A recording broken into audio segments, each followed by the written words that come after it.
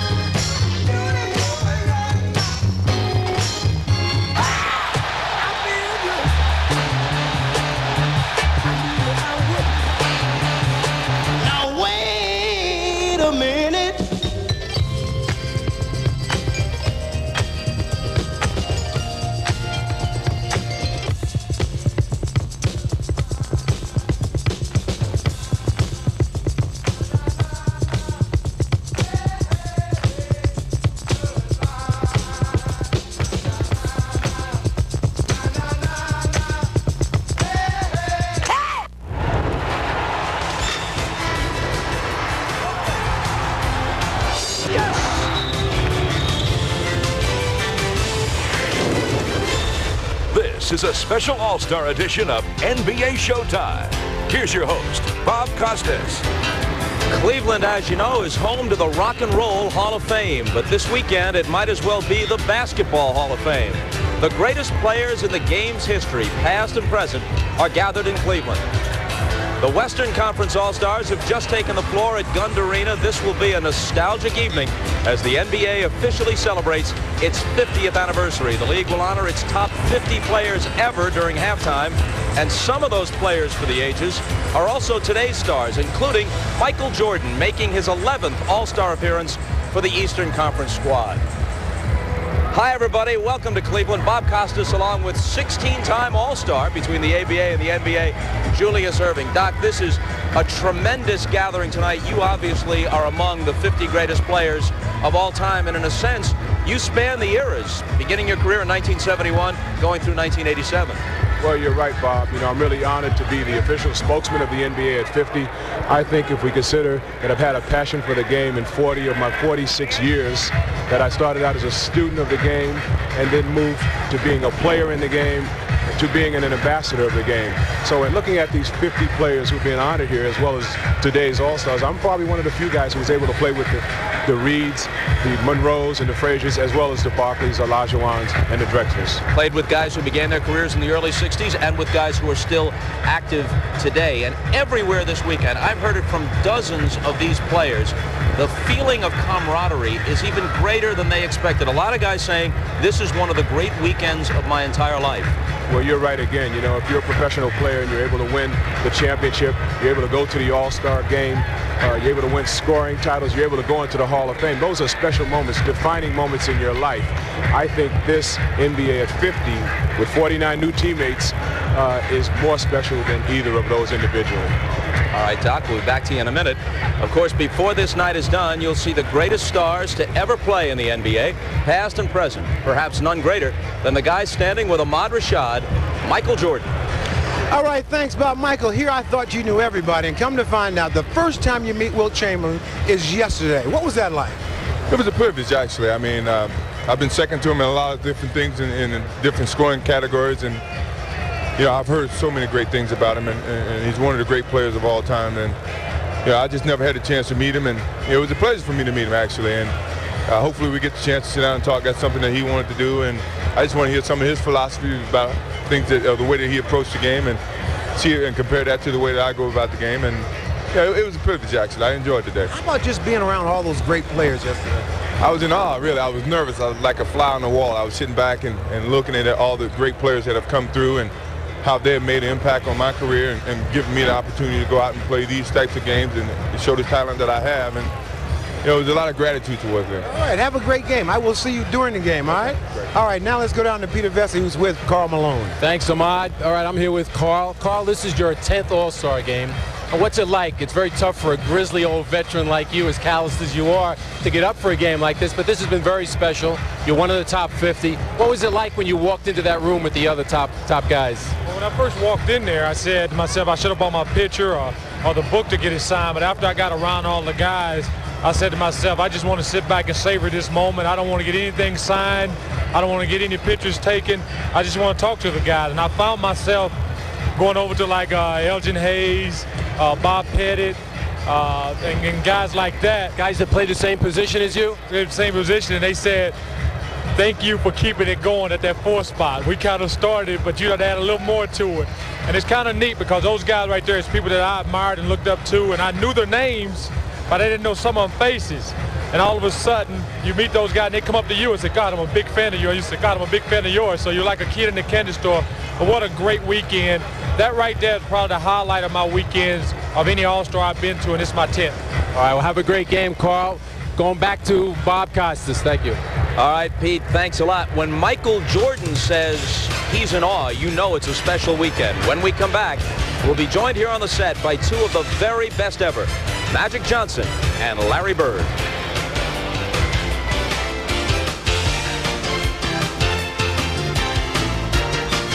If you love the mouth-bending blast you get from a Butterfinger, but just want a little, now you can have it with Butterfinger BBs. Bite-sized bursts of crispity, crunchity Butterfinger that give you blast after blast.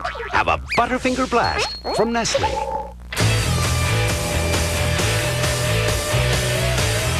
All your favorite NBA players.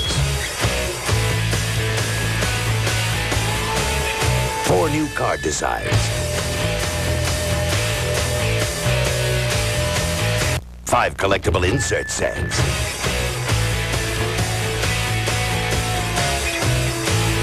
2 limited edition cards per pack. Fleer NBA basketball. Oh yeah, watch out for hot packs. A dog. What's your favorite animal? Oh, cat. You have a cat? No, okay. I like bears. Yes. How come you cry when you win a championship? Why did I cry when we won a championship? Because it was a happy moment. I was happy to win. You know, so you don't always have to cry when you're sad. I know. Sometimes people cry when they're happy. Too happy. You know, AT&T is making long-distance calls from home simple. And now, a guarantee. Guarantee? Yeah, okay. If you're not satisfied that their prices are competitive, you get a month of long-distance free. Up to $100 worth. Right. I have AT&T. It's the best value. They got the most powerful network. Yeah. What if I call? You know, if you have any questions, just call it. 1-800-COMPARE. I have a sister. This is not the time. AT&T quality, service, and guaranteed competitive prices, so you never have to worry about long-distance prices again. If you love the mouth-bending blast you get from a Butterfinger, but just want a little, now you can have it with Butterfinger BBs. Bite-sized bursts of crispity, crunchity Butterfinger that give you blast after blast. Have a Butterfinger blast from Nestle. We're back with a recap of the All-Star Saturday night festivities, beginning with the rookies. Last year, center stage for Kobe Bryant was a high school gym. Last night, the 18-year-old Laker led his team with 31 points, most ever in a rookie game. But it wasn't enough. The East won behind Allen Iverson's 19 points and 9 assists, and the Sixers guard was the game's MVP. To the slam dunk finals and more Kobe Bryant, going between the legs before slamming it down here. Michael Finley, though, turned in a unique attempt, doing a cartwheel first, but he couldn't finish. So Kobe Bryant becomes the youngest slam dunk champion. Now to the long-distance shootout. Last year's champion Tim Legler was overshadowed by Steve Kerr in the final. The Bulls guard was the only contestant to break 20 points. In fact, he did it twice, and he wins the three-point crown. So Steve Kerr red hot last night. Still, the undisputed king of the three-point event remains Larry Bird. This is the third of his 3 consecutive long-distance titles. Bird needed to hit his last 3 shots to beat Dale Ellis back in 1988 at Chicago Stadium, and he was able to do it. Quite a performance for trophy number 3, and we're joined now by Larry Bird and his longtime friend and rival, Magic Johnson. Look at this trio. Julius Erving here as well. Now, the NBA has picked their 50 greatest players of all time. If it was confined to 10 or 12, these 3 would be on it. That would be easy. But now we'll put you all on the spot, starting with Larry. If you had to pick one of the 50 as the top guy, who would it be? Well, it's hard to pick just one, but I would go with these 2 guys. What a diplomat. What a diplomat. Newfound diplomacy. Magic? I would go with these two and Michael. And Doc. Well, with all respect to these two guys and Michael, I got to go with Kareem Abdul-Jabbar. You know, I've said this a lot of times before. He started 2 years before me, finished 2 years after me, so he's the guy who was my #1 adversary during my basketball career. And I think when you pick a guy to be the greatest of all time, you got to pick a guy who you played against. Yeah. Talk about guys who were the #1 adversary for each other. Few people in all of sports are linked the way you two guys are. I know you've given it some thought. You were obviously great players and would have been under any circumstances, but what would you have been without each other? Well, I would have won a lot more championships, for one. But, you know, actually, Magic made me a better player because I was always watching him, see what he was doing every night, and knowing that I would probably meet up with him at the end of the year made things a lot more special. And being from Boston, we always wanted to play the Lakers anyway, and the Philadelphia 76ers. But, you know, Magic being on the West Coast, he didn't play anybody until the finals, so it made it a lot easier for him. He had a cakewalk to the finals every year. Thank you, guys. Thank you, guys. I think that Larry said it correct. What I would do is, because their games came on first, I would watch the score, and I would say, okay, let me see what he did. And if he had one of them high triple-doubles, he would make me mad, and then I would have to go out and get a high triple-double myself. But I think that we needed each other, and because it made us work hard, not only during the season, but off season, because I knew he was shooting 300 or 400 jump shots a day. I knew I had to be out there doing the same thing. You know, Doc, people talk about Bird and Magic, and maybe some forget that you're right there in the mix in terms of the rivalry. You met Magic's Lakers 3 times in the finals and always stood in the way of Larry and the Celtics getting there. Either you knocked them off or they had to get past you before they got to the Lakers. Yeah, I think people tend to only remember the success stories, and certainly in the 80s, following the 70s, in which maybe Abdul-Jabbar and I took the game to an art form, you know, more like Picasso and Michelangelo. These guys brought it back to earth, firmly rooted in good fundamental play, the passing style, and then they took over the torch that was passed by the two guys we just mentioned. One last thought from each of you. All the players are talking about the feeling of camaraderie here this weekend. Is it even greater than you expected, the bonding between you and the fellas, not only from your era, but those who preceded and followed you? Well, I think that, you know, basketball players and guys, when you talk about 49, all these guys, 50 guys, I should say, they respect each other. And we're going to bond because we know how hard it was to get to this point. So we respect each other, and that's the main thing. Larry? Great players always have the utmost respect for other great players, and that's showing here this weekend. You know, when you see Wilt, Chamberlain, Bill Russell, and all the other great players walking around, gives you a sense of a real good feeling inside. In 10 seconds, who did you really want to meet and get to meet, maybe for the first time, of all these historic guys? Well, the beauty of it for me is that I had a chance to meet everybody. But Hal Greer was one of my favorites because he played with Wilt, who was also one of my favorites. So I'll say Hal. Wilt Chamberlain, because being a Celtic, I want to beat him. Paul Ayers and I are going to hang out in Philly now. You know, he's lived there the last 40 years, and he's within 2 miles or 3 miles of where I live, and I didn't even know that. Paul Ayers and the old Philadelphia Warrior, you the old 76er. Our thanks to Larry Bird and Magic Johnson. The warm-ups continue here in Cleveland, and we'll be back after these messages.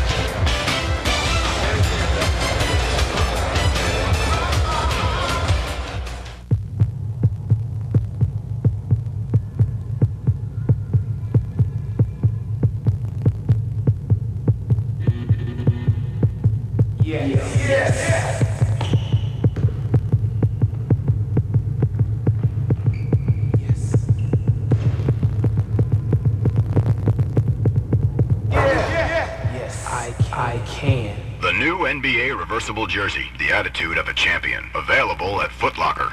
In yet another torture test, we drained the oil from this car and added just this much Castrol Syntec. We then ran it over 100 miles per hour and waited, and waited, and waited. You see, Syntec has a unique molecular structure that bonds to engine parts, protecting them under the most torturous conditions. And if a little Syntec protects this well, imagine what a full oil change can do. Castrol Syntec Full Synthetic protects in ways other oils can't. American Express. How can I help you? Mr. Carter, I have you booked on the next flight to Taipei. Confirmed on that flight to New York. If they were American Express traveler's checks, there'll be no problem. That's no problem. I'll have your medicine sent to your hotel right away. Right now, you have just over 2,000 membership rewards points. Maybe you'd like to speak to one of our financial advisors. Financial advisors? Talk to me about where you want to be when you retire. I reserved 4 seats. Will there be anything else? Wherever you are, whatever you're doing, American Express helps you do more. Hey, Dwyane, knock, knock. Who's there? Dwyane? Juwan, who? Dwyane, go McDonald's and buy me 6-piece chicken McNuggets. It's only 99 cents. Knock, knock. Who's there? Scotty. Scotty who? Gotta be 9 McNuggets for me. They're just $1.59. Great with America's favorite fries. Knock, knock. Who's there? Him. He'll buy us 20. Well, they're just $2.99. Yeah! McDonald's Chicken McNuggets, America's favorite way to dunk. Some terrific point guards on display, including, of course, Utah's John Stockton. But this week, Sports Illustrated proclaimed Cleveland's Terrell Brandon as the premier point guard in the league. Lofty stuff. The hometown favorite is with our Peter Bessie. Pete? Well, so much for anonymity than naming you number one. Of course, we knew you were number one way before that. Now, what does it feel like being a marked man? John Stockton, Gary Payton, they're going to be coming after you today. Oh, this is the All-Star game. This is what it's really all about. And I don't know if I'm number one. I think that's just more of an opinion than anything else. When you sat behind Mark Price for those 4 years, did you learn more as a person or as a player? Because you didn't squawk during that time. Well, I was just able to learn from an All-Star. I think anytime you practice against an All-Star, I did it for 4 years, and when you do that, I think you pick up on a lot of things. And I've learned a lot of poise from Mark and a lot of things on the basketball court as well. All right, Terrell, have a great game tonight. Now we're going over to Steve Jones with a couple of young stars. All right, Pete Bessie, thank you so much. We're here with surprise and redemption. Let's start with redemption first, and that's Chris Webber. You're back here in the All-Star game, and you've had a lot of injuries. Does this make you feel that you restored your game, maybe gotten rid of some of the negative press? I just thank God. I tell you, last year at this time, I was at home and just had surgery about 2 days ago, and it didn't seem like it was possible to even get back this next year. I just thank God. I can't believe I'm here today. So I'm a little nervous, but I'm real happy right now. Well, you know, the surprise of the league happens to be the kid, and you're here in your second year. You surprised that you made it? I was a little bit surprised. I admit that.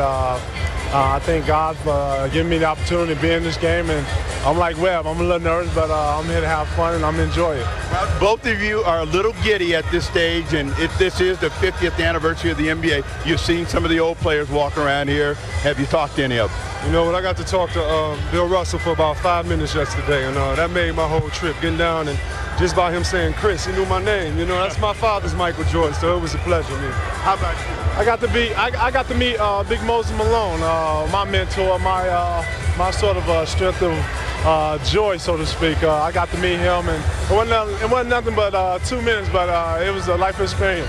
All right, guys, good luck in the game today. Let's go back up to Bob. All right, Snapper, thanks a lot. Well, there's a great feeling here this weekend. A final thought about the game itself, because we've been talking about history in the 50 years, but they will play a game tonight. You're right, Bob. I think all I have to say is for the coaches, the players, and the fans out there, put your pens and pads away. You know, the juries and the coaches have decided the emphasis will not be on strategy today. It will be on having fun. All right, Doc, see you at halftime. We're getting set for the introduction of the players for the 1997 NBA All-Star Game. And we'll turn things over to the All-Star trio of Marv Albert, Matt Guokas, and Bill Walton in just a moment. The NBA on NBC continues after these messages from your local station. Enjoy the game, everybody. A great evil endangers the fate of the world. Madman threatens to blow the city sky high! One hero is our last hope. You know I'm gonna stop you. Alec Baldwin, Penelope Ann Miller in the NBC premiere. You're the Shadow. Only he knows what evil lurks in the hearts of men. The Shadow, NBC tonight. Ford Explorer has been Northeast Ohio's best-selling sport utility for 6 straight years. Since its introduction, no other vehicle in its class has matched Explorer's combination of style, comfort, and toughness. And now your Northeast Ohio Ford dealer offers you something no one else can match. A 4x4 Explorer Sport for just $2.99 a month. That's right, $2.99 a month for an Explorer Sport equipped with air, automatic, AM/FM stereo, cassette, and more. Ford Explorer, only at your Northeast Ohio Ford dealer, home of 7 of the 10 bestsellers again. Speedway Gas Town and Bonded, you'll always save on quality gasolines for less, plus a whole lot more. We're here at Speedway where people are cashing in on free gas with their Slam Dunk frequent fill-up cards. That's right, after just 5 gas fill-ups and 1 qualifying Coke or Pepsi purchase, you get $3 in free gas. Plus, get this Sprite Powerade basketball for just $3.99. Free gasoline and this basketball? This Slam Dunk's a sure thing. The convenience stores of Speedway. Save up to 80% on phone calls with the Speedway prepaid phone card. On days like this, MCI can see to it that every one of your employees makes it to work, even if they don't make it to the office. Telecommuting by MCI.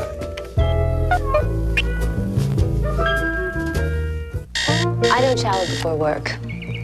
I email over oatmeal. I take conference calls in my pajamas. I document conference, I page, I fax. I get tons done. I still don't shower.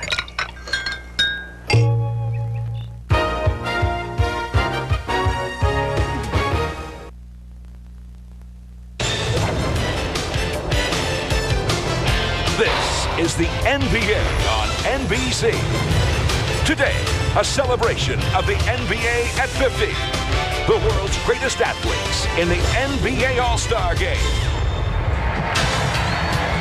A look at downtown Cleveland. There has been a renaissance in this city, a city that is proudly hosting the NBA's All-Star Weekend. At halftime today, the NBA's 50 greatest players will be introduced, and we'll bring it to you as part of our coverage. It all will be capped off by tonight's 47th edition of the NBA All-Star Game. Capacity crowd, better than 20,000 turning out here at the Gund Arena in Cleveland, and we welcome you.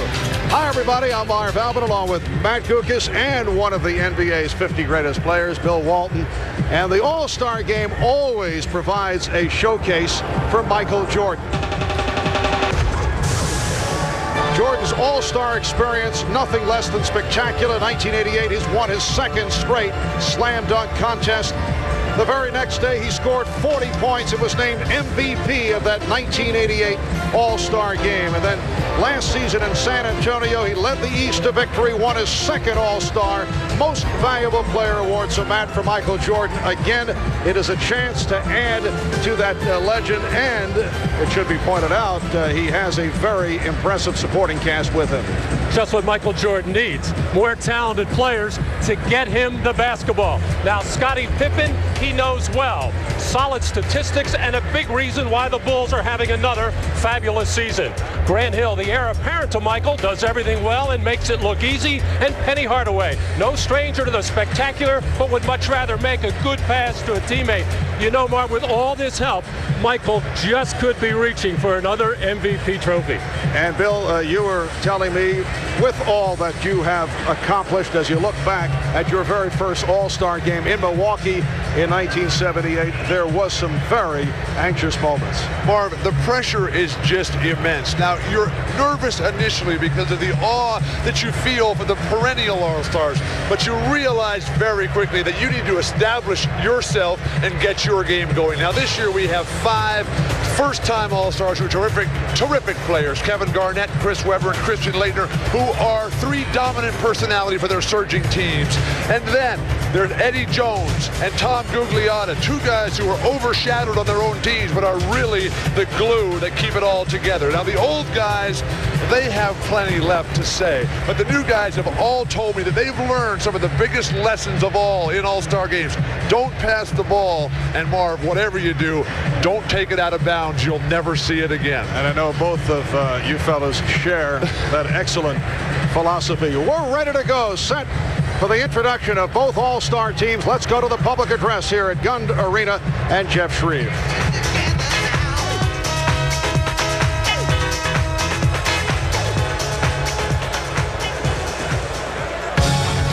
Ladies and gentlemen, welcome to the 1997 NBA All-Star Game.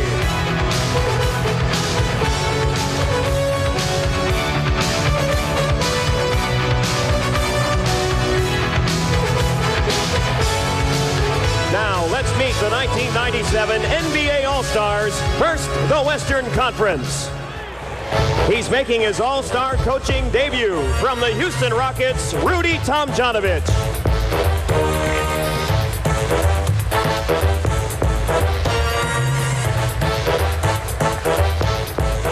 The assistant coaches from the Houston Rockets are Larry Smith, Bill Barry, and Jim Boylan, and the trainer from the Los Angeles Lakers, Gary Vitti.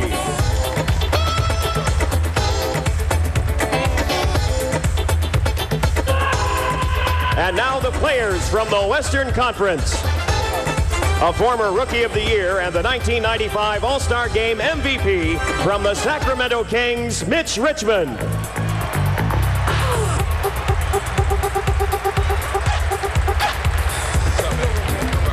He's led his team in scoring for 3 seasons, and this year leads in points, steals, assists, and minutes. From the Golden State Warriors, Latrell Sprewell.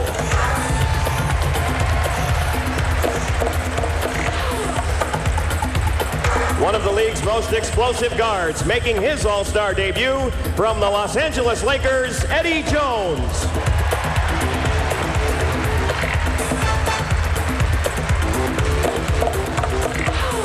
This fifth-year forward leads his team in points, rebounds, and minutes played.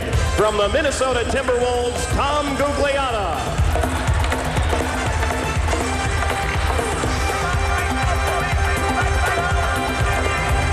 This 6'10 forward consistently ranks among the league leaders in field goal percentage. One of the top 6 men in the league. From the Dallas Mavericks, Chris Gatling.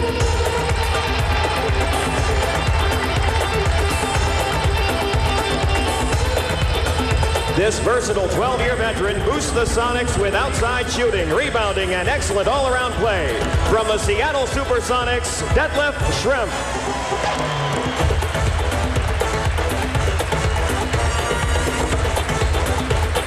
This 20-year-old second-year forward has the Timberwolves challenging for their first playoff spot. From the Minnesota Timberwolves, Kevin Garnett.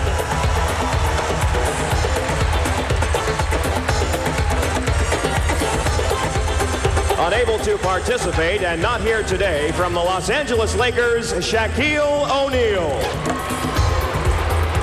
And unable to participate from the Houston Rockets, Clyde Drexler.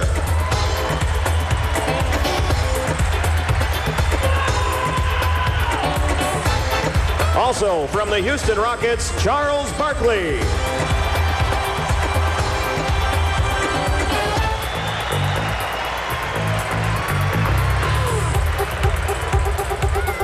And now the starting lineup. This 4-time All-Star leads his team in assists, steals, and minutes. From the Seattle Supersonics, Gary Payton.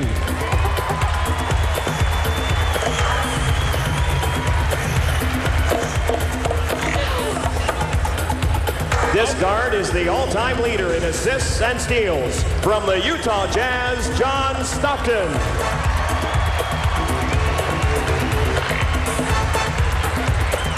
He's the most prolific shot blocker in league history, playing in his 12th All-Star game. From the Houston Rockets, Hakeem Olajuwon.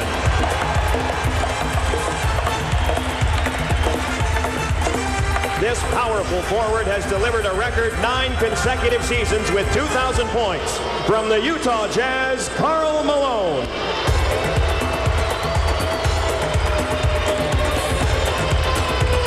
This forward has raised his scoring and rebounding averages in each of his 7 NBA seasons. From the Seattle Supersonics, Shawn Kemp.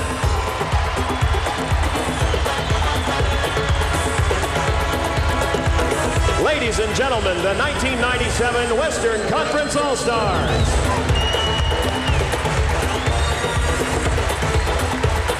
And now let's meet the 1997 NBA Eastern Conference All-Stars.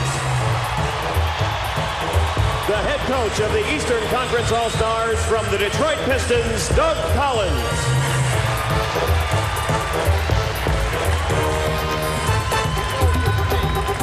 Assistant coaches also from the Detroit Pistons, Johnny Bach, Alvin Gentry, John Hammond, and Brian James. The trainer is from your Cleveland Cavaliers, Gary Briggs.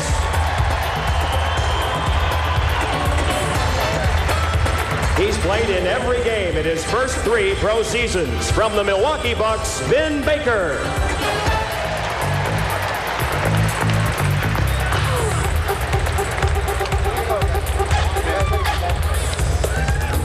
This versatile forward is enjoying a career year in scoring and rebounding, making his All-Star debut from the Atlanta Hawks, Christian Laettner.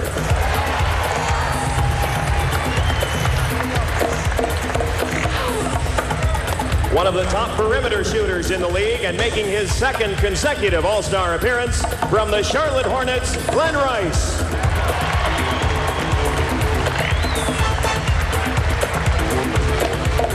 The only remaining member from the Pistons' back-to-back NBA championships, he's making his sixth All-Star appearance from the Detroit Pistons, Joe Dumars.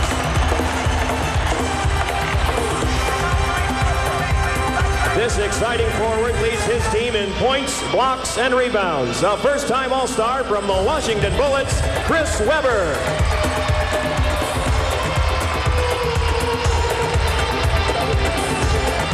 Making his fourth All-Star appearance from the Miami Heat, Tim Hardaway.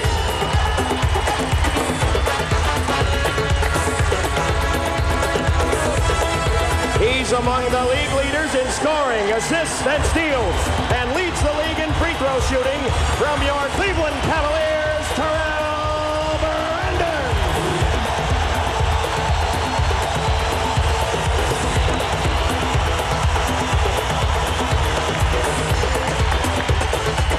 Injured and unable to participate from the Miami Heat, Alonzo Mourning.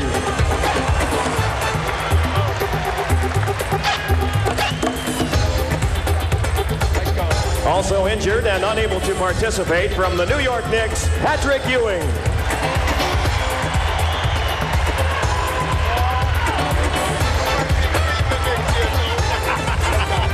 And now the starting lineup for the Eastern Conference. Playing in his sixth straight All-Star game with a 1994 MVP performance from the Chicago Bulls, Scottie Pippen.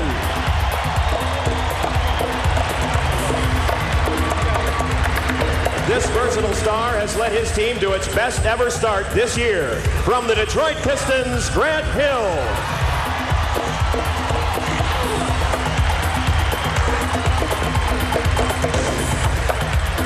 He's led the league in block shots for a record 3 straight seasons. From the Atlanta Hawks, Dikembe Mutombo.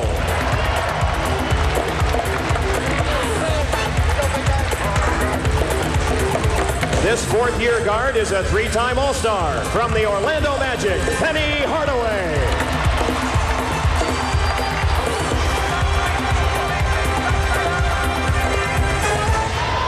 The 4-time league and finals MVP and 2-time All-Star MVP from the Chicago Bulls, Michael Jordan.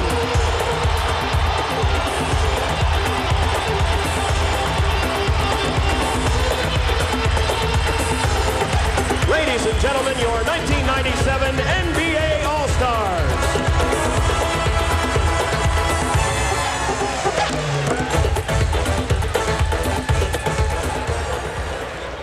Ladies and gentlemen, please stand for the presentation of colors by the Cleveland Military Processing Station. Detail, hope, faith. Performing the Canadian National Anthem, please welcome recording artist Amanda Marshall. Oh, Canada, our home and native land, true patriot love in all our sons command, car ton bras s'est porté l'épée, il s'est porté la gloire, ton histoire est une épopée des plus brillants exploits. God keep our land glorious and free. Oh, Canada, we stand on guard for thee. Oh, Canada, we stand on guard for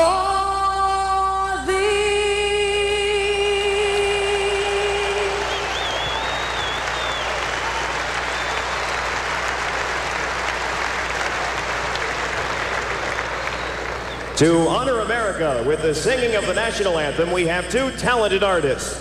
Please welcome singing sensation Brian McKnight, accompanied by 5-time Grammy Award-winning jazz saxophonist David Sanborn.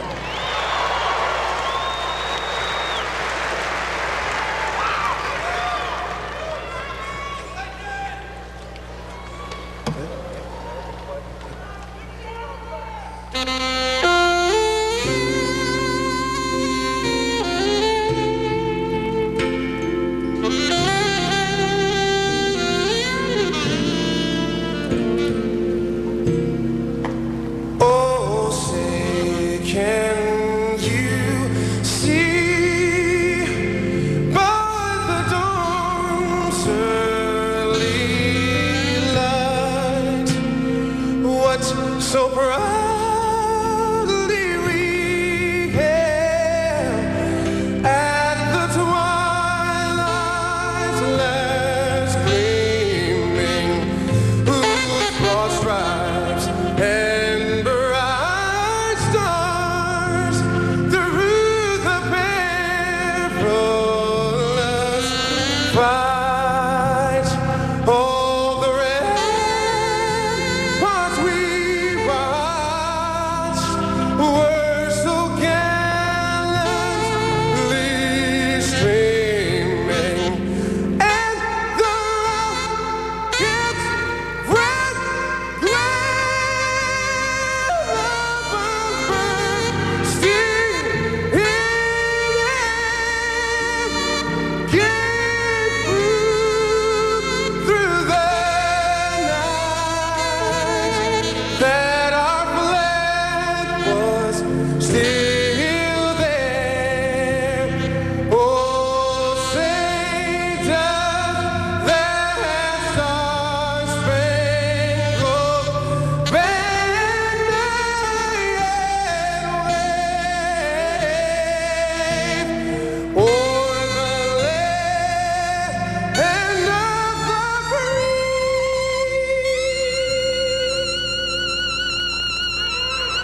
and the home of the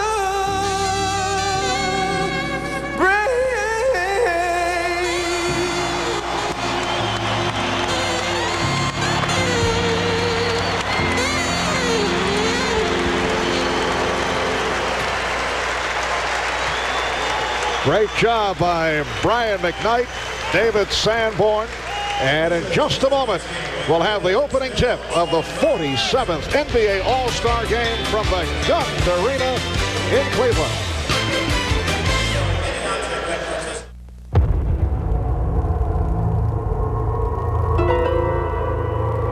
Kareem steps in and gets Russell for the tip, and Maravich controls. The pistol now brings it up court, fires to Magic. Oh, no look pass to Elgin Baylor, who shoots. It's blocked. Barkley dives and hurls it back into Kuzi, with Isaiah scrambling back on D. The Kuz spots Bird, who launches one. Oh, backdoor alley-oop to Grant Hill, who slams it home. Can you believe The Miller Brewing Company salutes the NBA at 50. People frown about all sorts of things. Sometimes it's about money. But one thing that won't cost you a lot is the Lumina from Chevrolet. For starters, Lumina is the most affordable 6-passenger car in its class. It costs $2,000 less than a Taurus GL. And for a short time, Lumina also comes with 4.8% GMAC financing. For you, that's a lot less to worry about. So see your Chevy dealer for a Lumina and give your face a rest. The cars more Americans trust. To impress the gentler set, one mustn't allow perspiration to run amok.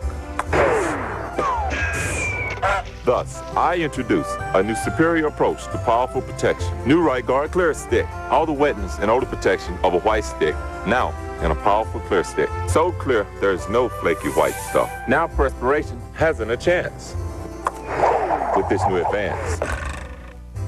New Right Guard Clear Stick. Anything less would be uncivilized. The NBA All-Star Game is brought to you by Miller Lite, who reminds you that anything can happen at Miller Time. By Genuine Chevrolet, the cars more Americans trust. And by Reebok, where Allen Iverson's the answer, and the question is his shoe.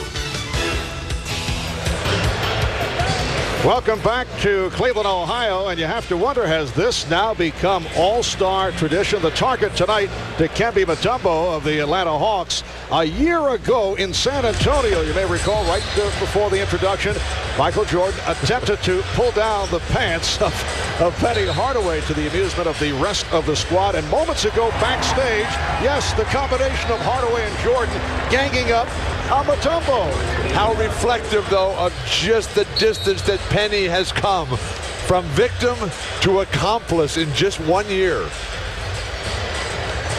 And we are set for the opening tip. Hugh Evans, Bill Oakes, Ron Garrettson are the officials. The East leading the All-Star Series 29-17. The East and West have split the last 10 games.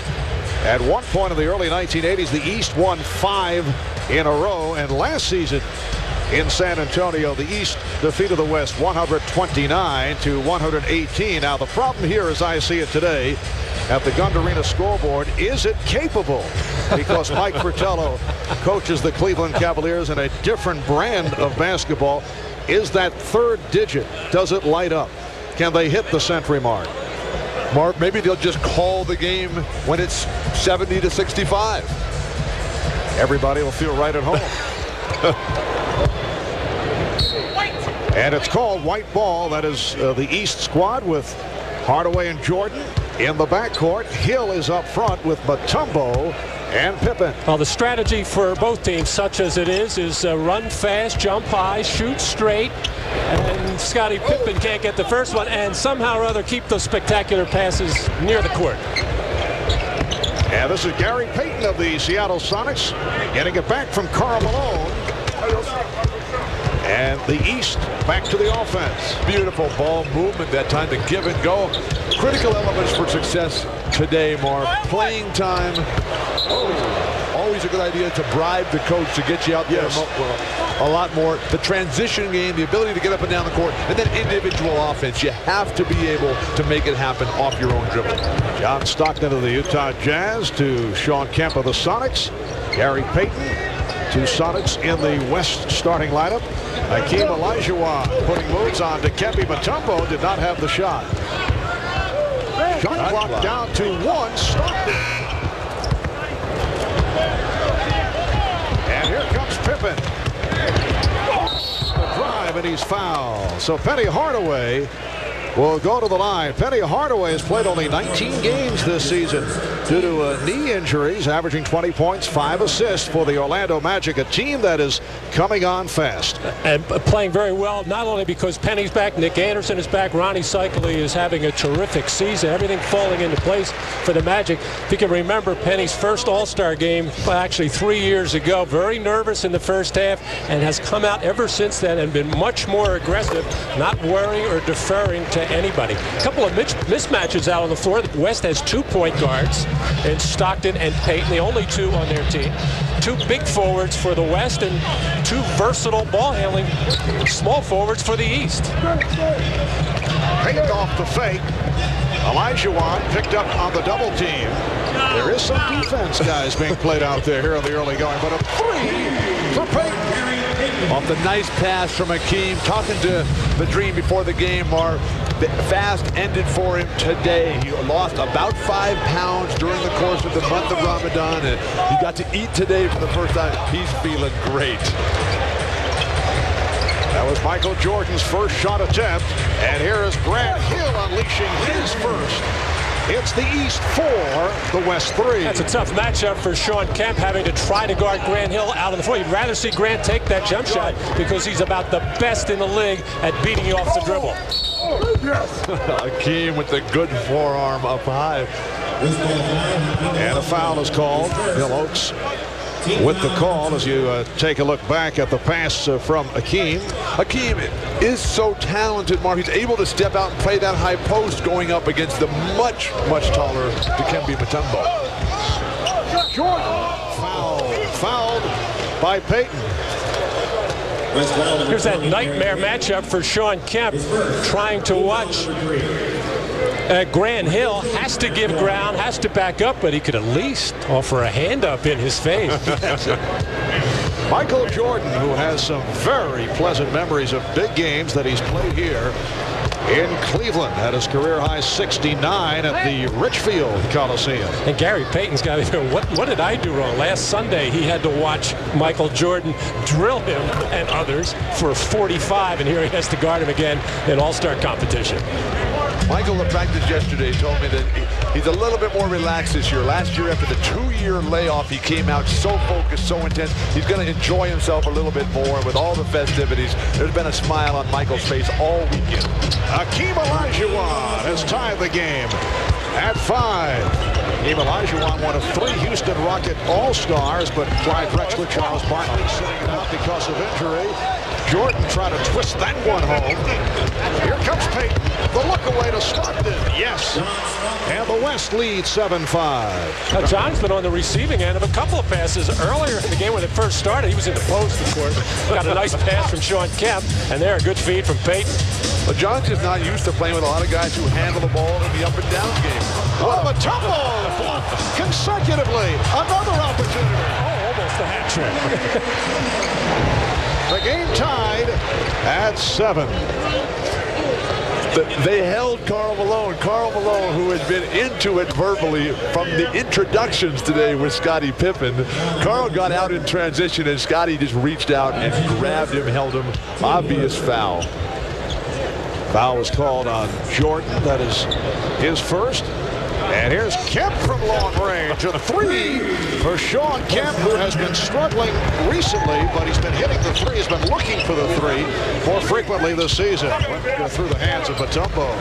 Beautiful passing by Penny. I think that's one of the great things about the All-Star game, Marv, is the creativity that you see, not only in shooting, but in the ball movement as well. 3.5 minutes gone by in the first quarter. That was intended for Jordan. Marv Albert with Matt Dukas and Bill Walton will be joined later on the sidelines by Ahmad Rashad and Jim Gray. Hill fronting Kemp. Called for the foul, a push on Grant Hill of the Detroit Pistons. Marv, you talked with Matt earlier about the advantages for the East. It looks like the East has the 6-7 range dominance with Jordan and Pippen, Grant Hill and Penny. But the West has the 6'10 to 6'11 range dominance with Kemp and Karl Malone, Christian Laettner. And of course, the new guys off the bench with Kevin Garnett. With his teammate Kemp. And it did not work. Well, we've seen 2 alley-oopers so far. Nobody can get a hand on them yet. They're going to have to adjust their passes. The problem the East is having right now, they really don't know who the primary ball handler is. Everybody's taking their turn because Grant Hill has it. He's used to handling. Penny Hardaway gets the jumper there. He's used to handling for Orlando. Of course, Pippen for Chicago. It is the West 10 and the East 9. And Kemp fires one up. Well, Karl Malone on the rebound. Obviously, Shawn Kemp following the philosophy that you laid out in our opening remarks. Shoot every time. The coach is not going to yank you for getting over-aggressive on the offensive end. Oh, Hill stepped out of bounds. He backed up trying to handle that pass. For the West block, number 2, Mitch Richmond. Scottie Pippen in transition is going to get to the hoop at the last minute. Realizes that everybody else has stopped waiting for the whistle. He just threw it up, and then the alley-oop a little bit too far. Now, Shawn Kemp can get in the air with anybody. If you overthrow him, it's a little hard. Hakeem Olajuwon showing the outside touch. He's hit his first 2 shots. The West with a 14-9 lead. Mitch Richmond of the Sacramento Kings, MVP of the All-Star game 2 years ago, has come on, replacing John Stockton. Here's Jordan. Rebounded by Malone. So Michael missing on his first 3-shot attempts. Payton directing traffic. Gives it up to Richmond for 3. Yes. Well, off the bench, Mitch Richmond, who's averaging 25 a game, hitting on his first shot. Payton with the steal. What a great try by Jordan. He looked sidelined, tried to fake out Payton. Payton didn't bite. And Jordan with the rebound. He has Hill ahead of the field. You can enter that one of the slam dunk contest. 24 hours a bit late. Grant, just getting started really in his all-star career, has learned quickly, don't get back on defense. These are valuable lessons that you have been passing on, Bill. I learned the hard way, Marv. Kemp with a look-away pass, broke it up. And now Payton with the ball fake. Finds Malone. 5:45 remaining, first quarter. It's the West 17-11. And the ball back to the West. Timeout has been called. Gary Payton certainly enjoying his new teammates, leading the break, pitching out to his left to Mitch Richmond. And Richmond, who just came off the bench, able to drill the three. And at the other end, the breakaway for Grant Hill of the Pistons. His third All-Star selection in his 3 years, 3 for 3, and he does it with the reverse. We'll be back at the Gunk in Cleveland in a moment. NBA.com. Log on and get connected. Okay, guys, to work on your dunking skills, we brought in the experts. Now there's a great deal on McDonald's Chicken McNuggets. I want to see some crisp passing. Grab 6 while they're just 99 cents. And then take it to the hole. 9 are only $1.59. You called that a dunk? Easy, Grant. Right now, 20 McNuggets are just $2.99. Perfect with America's favorite fries. Watch my slam. Yes! That's a dunk. McDonald's Chicken McNuggets, America's favorite way to dunk.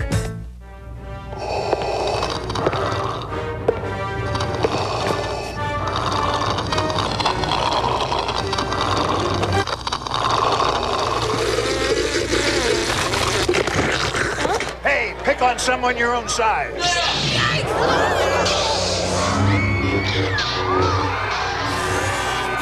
The Star Wars trilogy is back on the big screen, and it's even better with a Pepsi. Great effects, man. Yeah. And this is a guy thing, right? Schick brings you the shaving system for sensitive skin. Is this a sensitive part? Designed to give a smooth shave with less irritation. Schick. Tracer FX. You the sensitive type? I like that.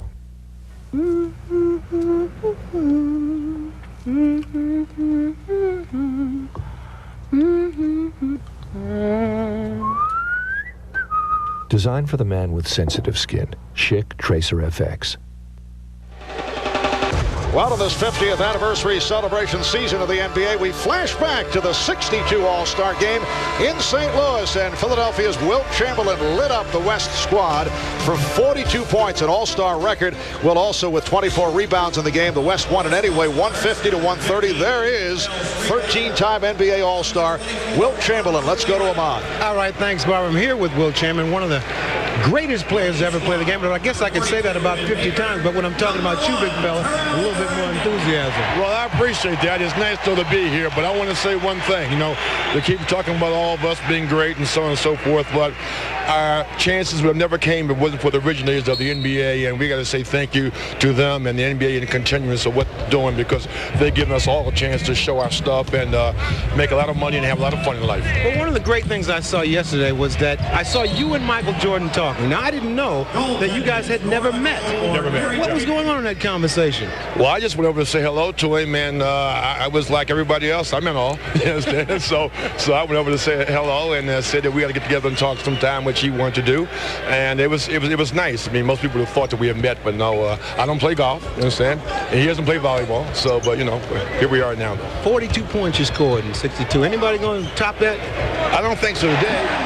If so, they have to get 27 rebounds too. I don't know. Oh, you just Mark, you see, you threw that in. 42 and 27. Back to you, Mark. All right, thanks, Ahmad.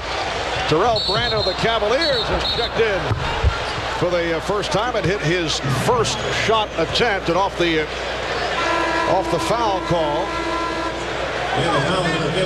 We have just under 5 minutes remaining in this first quarter, and the West up by the count of 19-13. Latrell Sprewell of the Warriors, who just came on, was called for that foul. You know, Wilt not only remembers the stats of every All-Star game that he played in, he remembers the stats of every game he played in and all of his teammates combined. You know, Wilt was hinting this week that he might be able to play, if asked, 5 to 10 minutes at 60 years of age. He does that about every 5 years. Most of the top 50 players who've been together all weekend, they've been approaching guys like Kevin McHale, now running the Timberwolves. And he said, I can play 10 minutes a game, Kevin. Bring me back. Well, the West off that drive by Payton, now leading by the score of 21-13. Chris Webber of the Washington Bullets, who just came on, missing that shot. Jordan hit the floor. So the East now with Webber able to hit. Webber up front with Baker and Brandon, Hardaway, and Jordan. This is Tom Gugliotta of the Minnesota Timberwolves shooting over Vin Baker. Jordan with a quick pass, and then Webber lost it. Chris will learn quickly to take that one all the way. This is Gary Payton's 4th All-Star game, and every one of them, he really loves to play in these games and generally gets everybody involved. That time he saw the opening all by himself, but he really plays this game to try to do as well as he can, try to help the team win, try to get everybody involved. Eddie Jones of the Los Angeles Lakers in for the first time. Nice move by Gugliotta. Tom Gugliotta, 5th year out of North Carolina State. A member of those vastly improved Minnesota Timberwolves, who now have 2 All-Stars in Gugliotta and 20-year-old Kevin Garnett. Flip Sanders, the coach of the Timberwolves, said, now there's pressure on me. I have 2 All-Stars. Well, I mean, you watch the T-Wolves, it's a joy. The style that they play, the enthusiasm, the electricity in the crowd in Minnesota.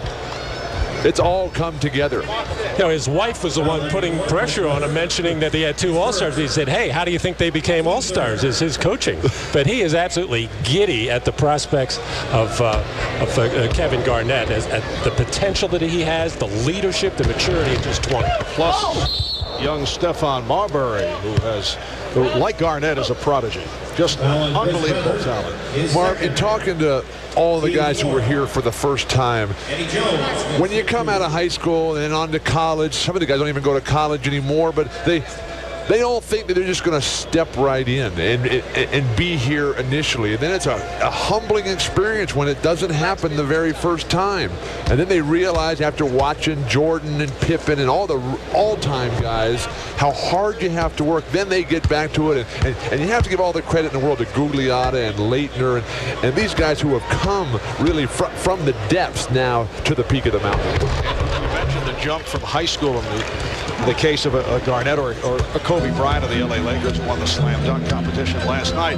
But in the case of Garnett and Marbury and Bryant, not only do they have magnificent skills, but they are very mature young men. And that's the major difference. And coachable, and like to play, and want to learn, and want to play at both ends of the floor. They have learned from some of the great players like Michael Jordan, Scottie Pippen, that you got to play defense as well. Gugliotta with the rebound. Tom Gugliotta with a second field and a steal. Gugliotta dishes it up. Garnett could not put it down. The West leading 26-17. Pass from Tim Hardaway picked off. Here comes Eddie Jones behind the back for Latrell Sprewell. Wow, now, you know, remember Chris Webber and Sprewell, very tight friends at Golden State. I think he let him get in there. Hardaway and Brandon now play in the backcourt. Here's Brandon. Here in Cleveland loves it. Terrell Brandon in his second straight All-Star appearance, averaging 20 points, 6 assists for the Cavaliers. Sprewell drills it. So the West up 31-19. That's a 3 for Latrell Sprewell. The game really heating up offensively. Mark, back to your point about the young guys and the maturity. Mark, my experience has been that the better the player, the more he wants discipline in his program. And that's what type of skill, that's what kind of maturity these young players have exhibited at this All-Star game. Garnett, played by Webber. Garnett looking for the step, pulled it back. Rebounded by Webber.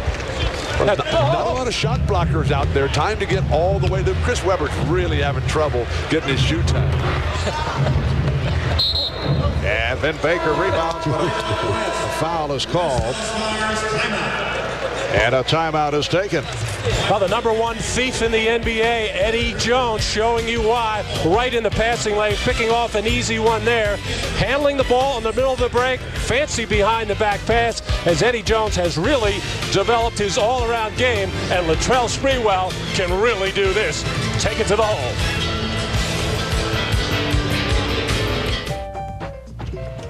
Nelson reunion? Presenting a new family of cars for 1997 from a new era at Mitsubishi. Nelson family. A wide range of rugged sport utility vehicles. The Nelsons? Straight ahead. Red hot sports cars and refined new sedans. Great new cars for everyone because no two people are Nelson reunion? exactly alike. The new family of cars from Mitsubishi. Built for living. Booty. Fleshy, rounded lobes. A little something, something. Can I get some? Call. Excuse me? An invitation. Let's get ready to rumble. To lure or entice. Hell, man. Booty call. Did you see that tarantula hair fool? A late-night amorous encounter. He looked like Predator. A chance to knock the boots. These beautiful eyes, those cheekbones. Booty call. And I love the little mustache. Rated R. Opens February 26th.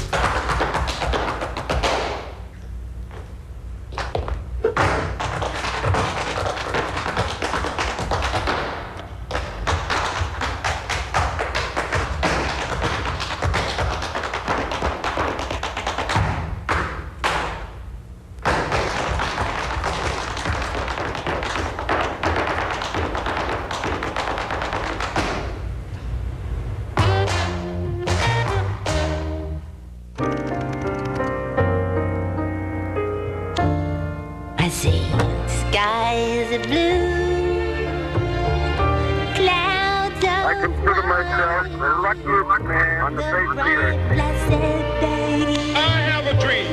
Dark, sacred. My poor little children will not be judged by the color of their skin, but by the content of their character. What a wonderful world.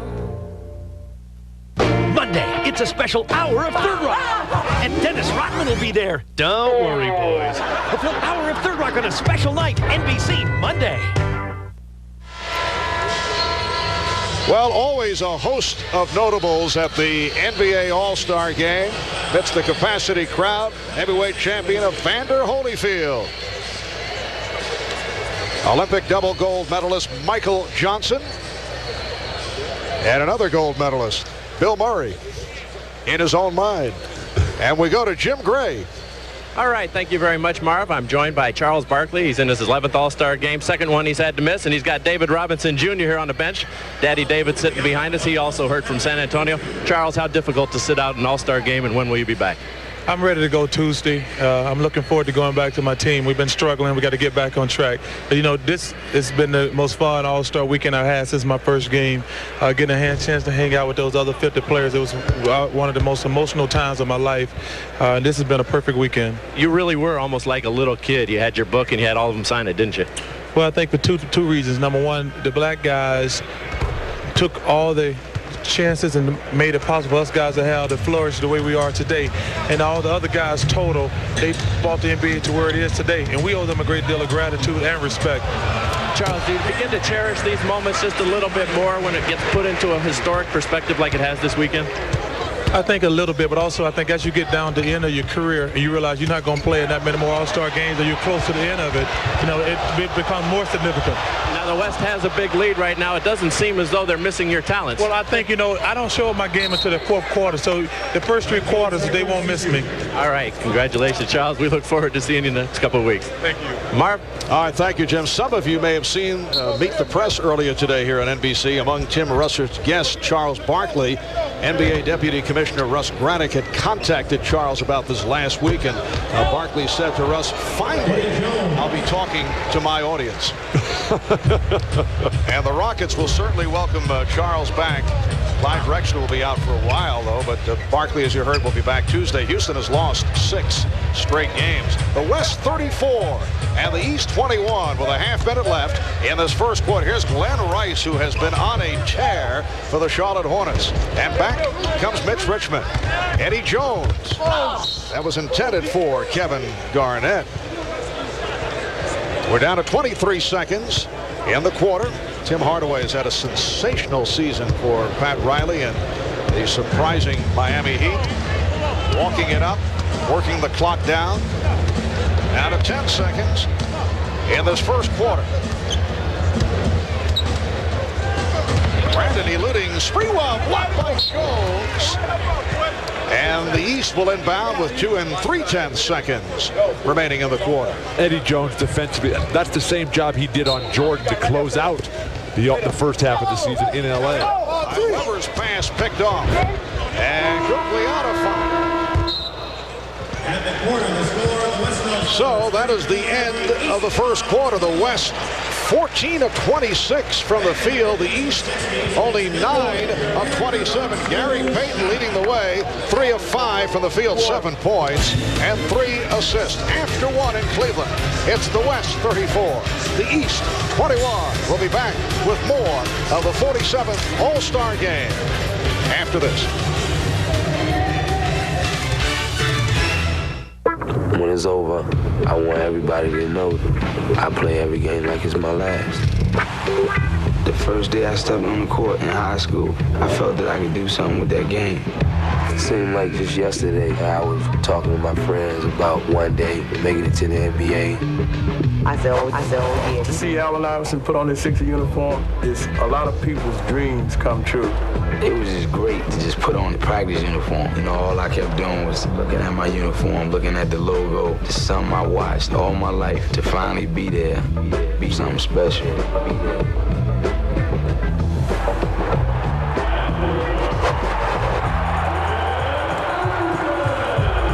See him wear that number 3, and you see him run up and down the court.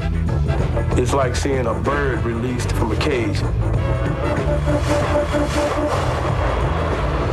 It's a great feeling. Dream come true.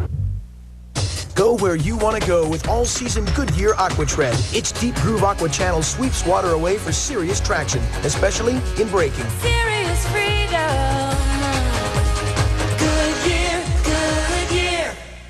Next up, a very special item, George Mirasan cologne. Do you want to smell like me? Hey, who wouldn't want to smell like you, George? I know I would. Call now. Gonna be a while? Grab a Snickers. Wow. Now, Jack, I'm still not making any promises. Oh, watch out for that. But if you pass your driver's test, the car's yours. Dad, you've been saying that since I was a baby. Let's try to parallel park now. Cool.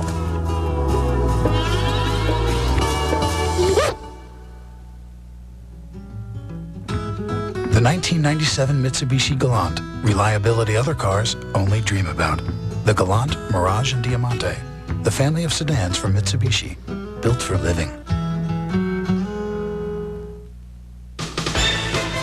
This is the NBA on NBC. The NBA All-Star Game.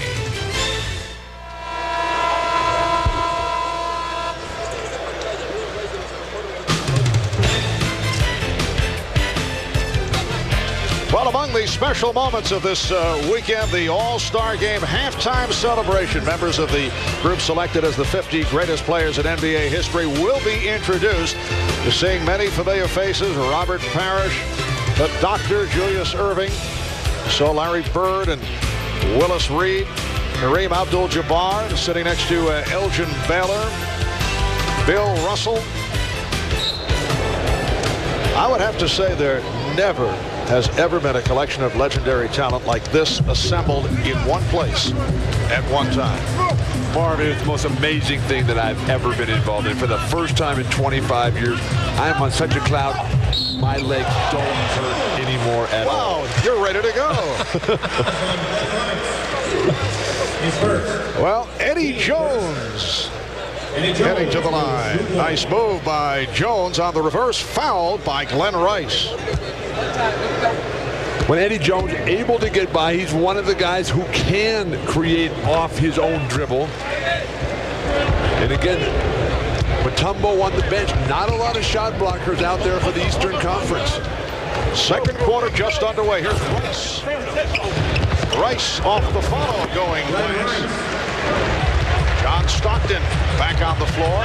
In the back row, Latrell Sprewell. Here's Spree going with the left hand and rebounded by Brandon. Setting the East.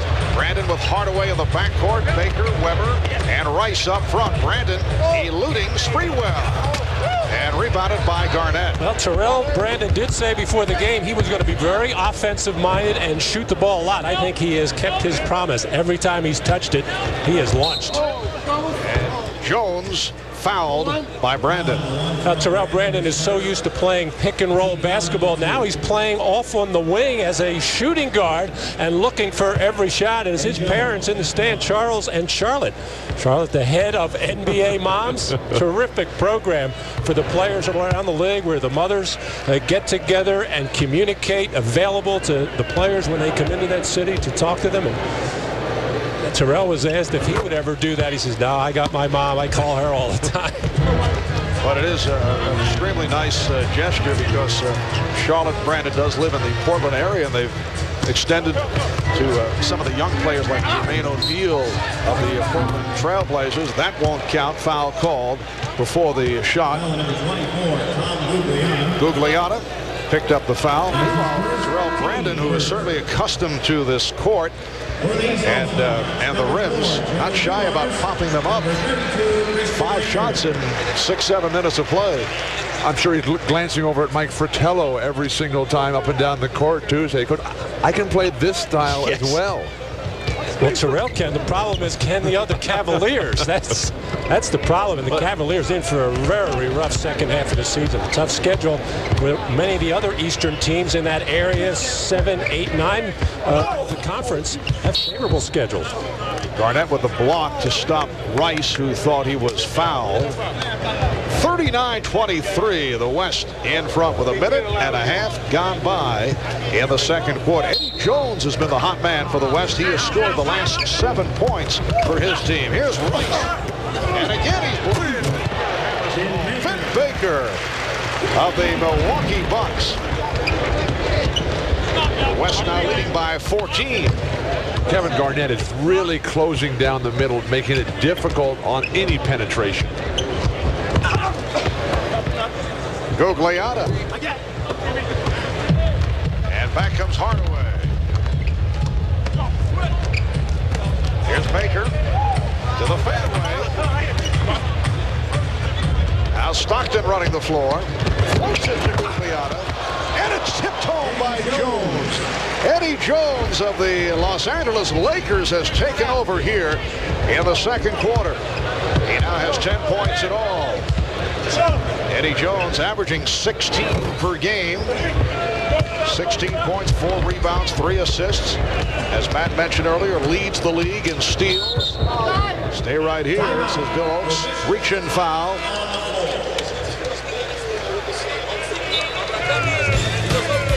Well, Vin Baker very active around the basket, and when the shot blockers go up, they are not in good position to do anything else, and Vin Baker takes advantage of it. Very strong around the basket, muscles through. No big men in there to stop him.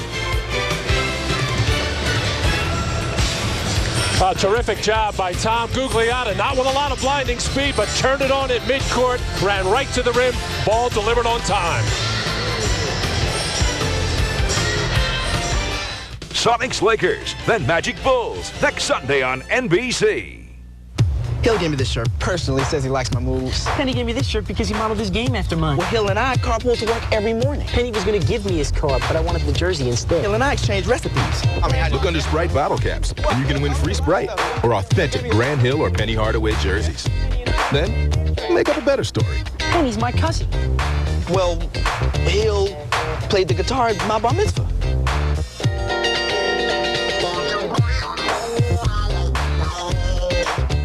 Does everyone have email but you? AT&T can deliver it to you through the internet. AT&T, nobody makes it easier to catch the wave.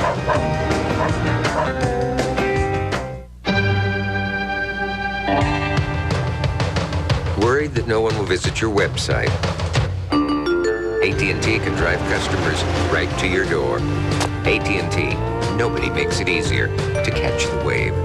When Dave Thomas created Wendy's Spicy Chicken Sandwich, he used a whole breast filet seasoned with his own blend of pepper and spices, but did he go too far? Very spicy. Well, it's perfect. Depends on who you ask. Try Wendy's Spicy Chicken Sandwich.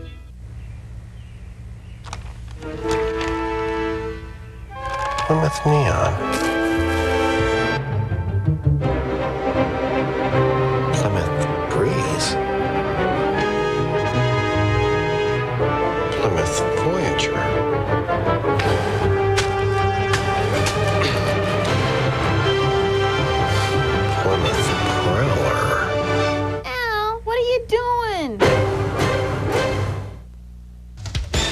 The NBA All-Star Game is brought to you by Sprite. Image is nothing. Thirst is everything. Obey your thirst. Sprite. By Plymouth. One clever idea after another. That's Plymouth. And by AT&T. While covering tonight's game and continuing a tradition of 72 years of providing aerial coverage at the nation's top sporting events, the Goodyear blimp from high above Cleveland. What a second quarter it's been for Eddie Jones, who was the most valuable player of the All-Star rookie game some 3 years back in Phoenix, and enjoying this, his first All-Star selection. And Eddie is not waiting for anything to happen. He is making it happen. The drive on the baseline and not taking for granted that Gugliotta would make that layup, followed it beautifully. Matt, Eddie can play that transition game, and the Lakers are putting on quite a show. The athleticism of Eddie Jones today, and then Kobe Bryant yesterday, who won the slam dunk contest, and that was magnificent in the rookie All-Star game. 31 points and 8 rebounds on 13 for 16 free throws for Kobe in the rookie game yesterday. For the West, Detlef Schrempf of the Seattle Sonics has come on for the first time. Three-pointer. John Stockton has 5, and the West increases its lead 44-25. We are early second quarter. Here's Christian Laettner. Well, the West is just doing a better job of moving the ball, finding the open man, consequently getting a lot of open shots. Dumars of the Pistons on the floor for the first time could not handle that low pass. All the way from Jones for Schrempf. So Detlef with his first field goal. It's the West with a 46-25 advantage. Joe Dumars, a late addition due to the injury suffered by Alonzo Mourning. Now Baker posting up, getting deep, and drew the foul. Foul on Gugliotta. Stockton is so crafty at finding guys. He gives it up early, and then Eddie Jones, the presence to find the finisher, Detlef Schrempf. The best drill in basketball to practice, and the most fun, is the 3-on-2 conditioner, Marv, which was a drill invented by John Wooden. That's what this game is like, just up and down with the fast break, and if you don't get it, just quickly get to the other end. Well, Matt and I understand that, but we thought it was very unusual that you would run us and the entire crew through that drill prior to tonight's game. I like the 2-part where we just stand there. Don't have to move. The West by 20. Carmelone is back. He is up front with Schrempf and Gugliotta. Stockton in the backcourt with Jones. Stockton penetrates. Marv, so many of these games are games of streaks, though, where a team will get way out and the other team will come back and score 20, 25 points in a row. Michael Jordan is back on the floor. Again, Baker posting, drawing the double team, finding Jordan. Yes, and it counts.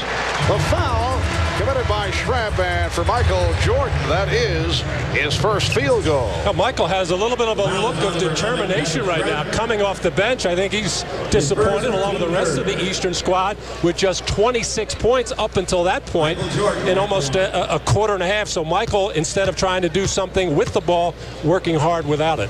But you love to see the big guys. Vin Baker that time, but nobody's doing it better than. But the big guys passing the ball out of the low post. I mean, Vin Baker, nice in the triple threat position. Bill, a very effective yes call. Just kind of slid it in there during the course of the conversation. Patted away by Laettner. And here's Dumars, the East showing some sign. Oh, Hill lost his balance.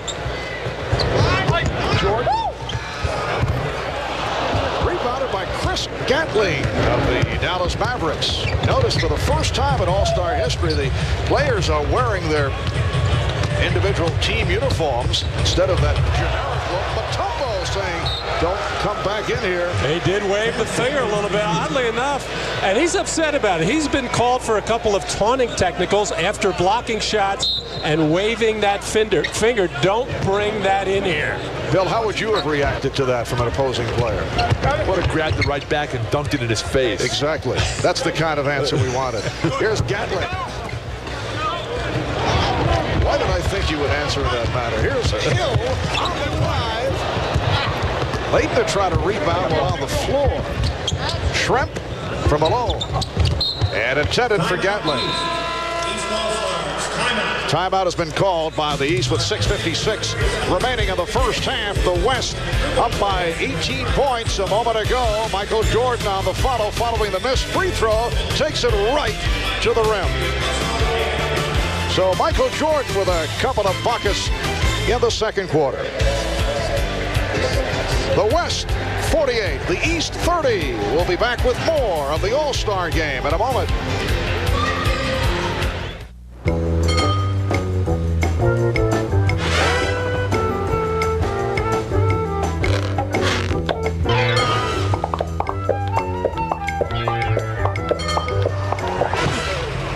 With its sleek styling, easy out roller seats, plus air conditioning and 7-passenger seating, all for a great price. The Plymouth Voyager is pretty attractive. You're rolling. Do you remember?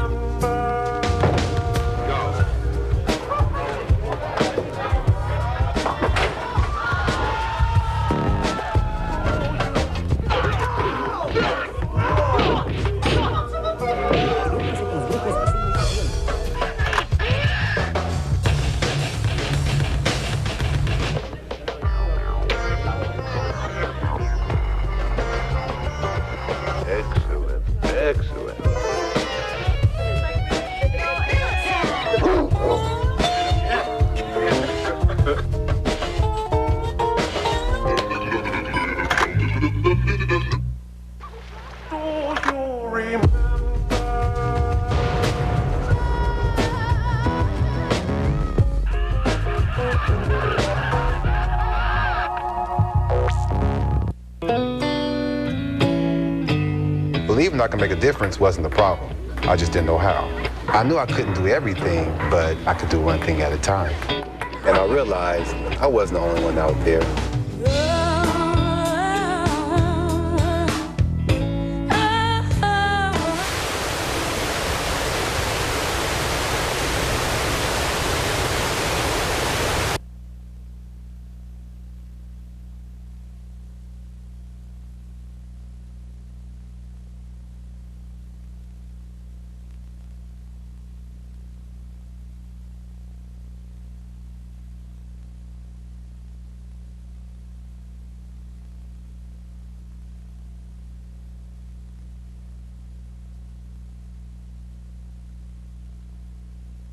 Member of the Philadelphia 76ers, and Rudy Tomjanovich, a 5-time All-Star for the Rockets back in the 1970s. Let's go to Jim Gray with Rudy T. All right, thank you very much, Marv. Rudy, what are you trying to accomplish here in an All-Star game as a coach? Well, first of all, everybody have fun, do what you can do best, and everybody get a shot at it.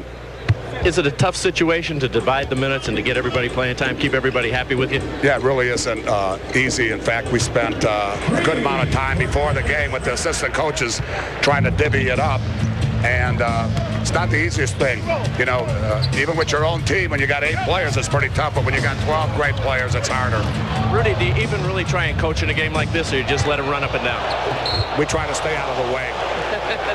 Looks like a pretty good opportunity to break your 6-game losing streak, huh?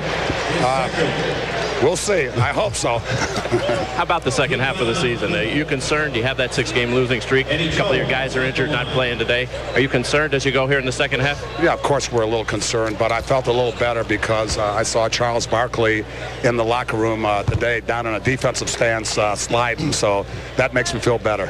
Rudy, thank you. We'll let you get back to coaching. All right, thank you. Marv? All right, thank you, Jim. Rudy Tomjanovich, in his first All-Star coaching appearance, guided the Houston Rockets to back-to-back NBA titles in 1994 and 95. And Rudy told me before the game that's the first time he has seen Charles in a defensive stance this year. Here's Dumars.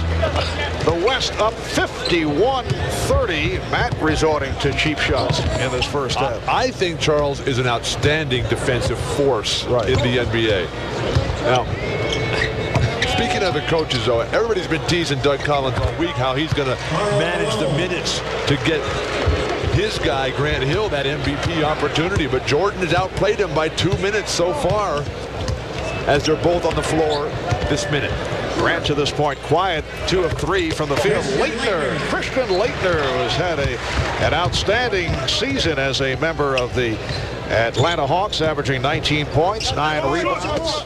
Air ball from Malone, and then the foul, or deflected out, no foul, deflected out of bounds by Schrempf. Scottie Pippen is back, replacing Joe Dumars. All of the East squad a little bit leery of Doug Collins, who will forever be known as the kissing bandit after planting one on Terry Mills a couple of weeks ago after he hit a clinching three-point shot right on the lips. That is, as you well know, these things can happen during the course of an NBA season. And Pippen fires the 3. Leitner with the rebound. So it's the West 53 and the East 34 as we come up on 5 minutes remaining in the first half. Richmond for 3. Mitch Richmond with his second from downtown. The West up now 56-34, and Hill is fouled by Schrempf. You got Pip. Scottie Pippen shoots a long bomb from dead in the corner, often a key for fast breaks the other way, but nobody gets on Christian Leitner, and he just overpowers his way. Oh, what a turnaround for Christian Leitner, who was always under siege in Minnesota as the culprit for all the problems they had. He was telling me the other day, he said, we had all these coaching changes. We never really had a solid point guard. And he said, I'm the same guy. I'm the same player. I just happen to be playing on a better basketball team that happens to have a key player like Dikembe Mutombo, who's going to cover up a lot of mistakes. And, of course, Mookie Blaylock, Steve Smith having outstanding seasons for Lenny Hawks. And remember, that was in the early days of the T-Wolves franchise before the stability that McHale brought. Nice move by Hardaway. Leitner spent 3.5 years with Minnesota, then traded to Atlanta last February in that deal involving Spud Webb and Andrew Lang. 56-38, the West on top. Jordan with the pull. And rebounded by Richmond. Gatling. Payton. And Gatling. The West is doing a far superior job of moving the ball. Penny Hardaway out in transition once again.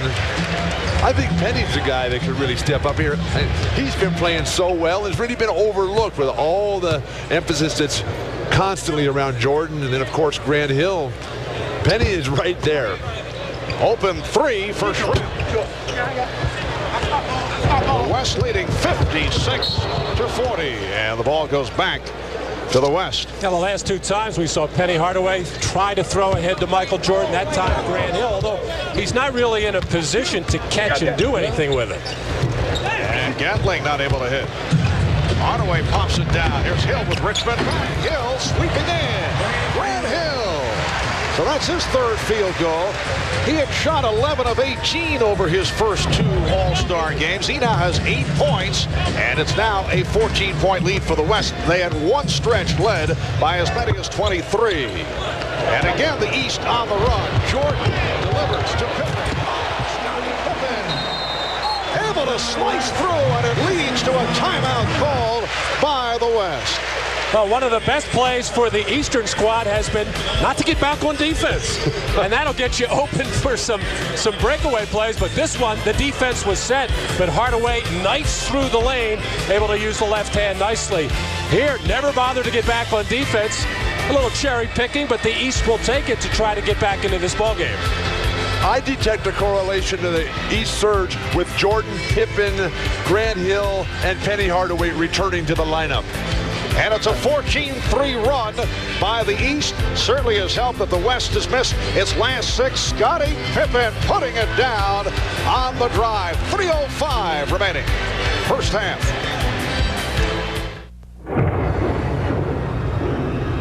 Oh, no.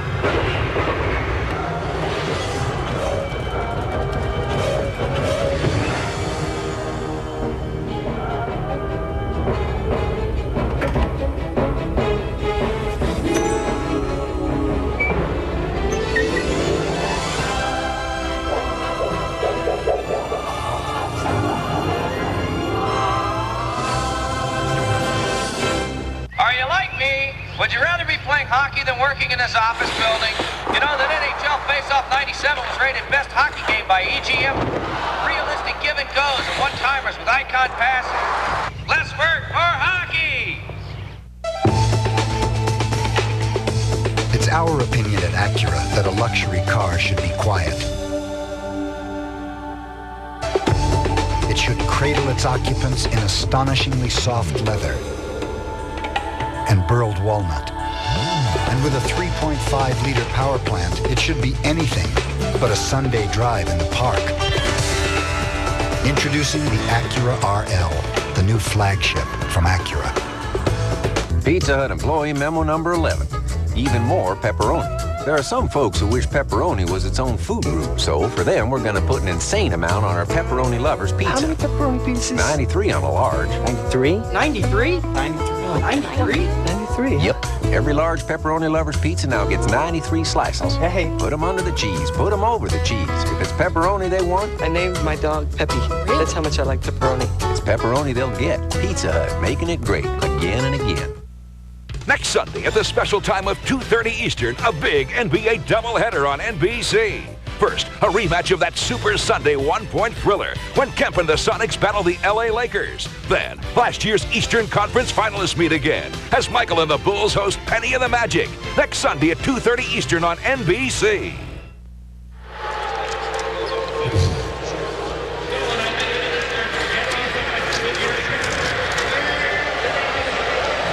All right, a 14-3 run by the East. The West having its shooting problems the last couple of minutes. Eddie Jones has led the way. He's had a very strong second quarter. We welcome you back to Cleveland.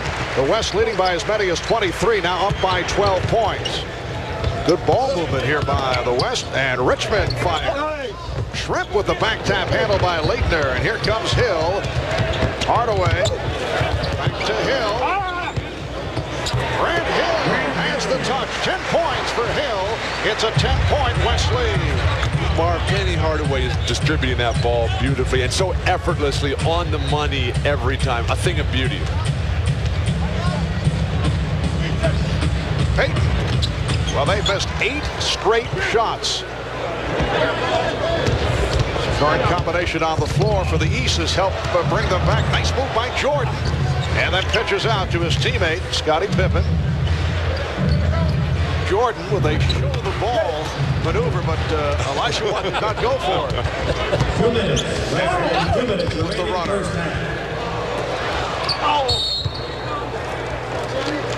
And a loose ball foul. The West now has missed 9 consecutive shots. Peyton was called for the foul. His second. I think Michael enjoyed that show the ball maneuver that has worked on many an occasion.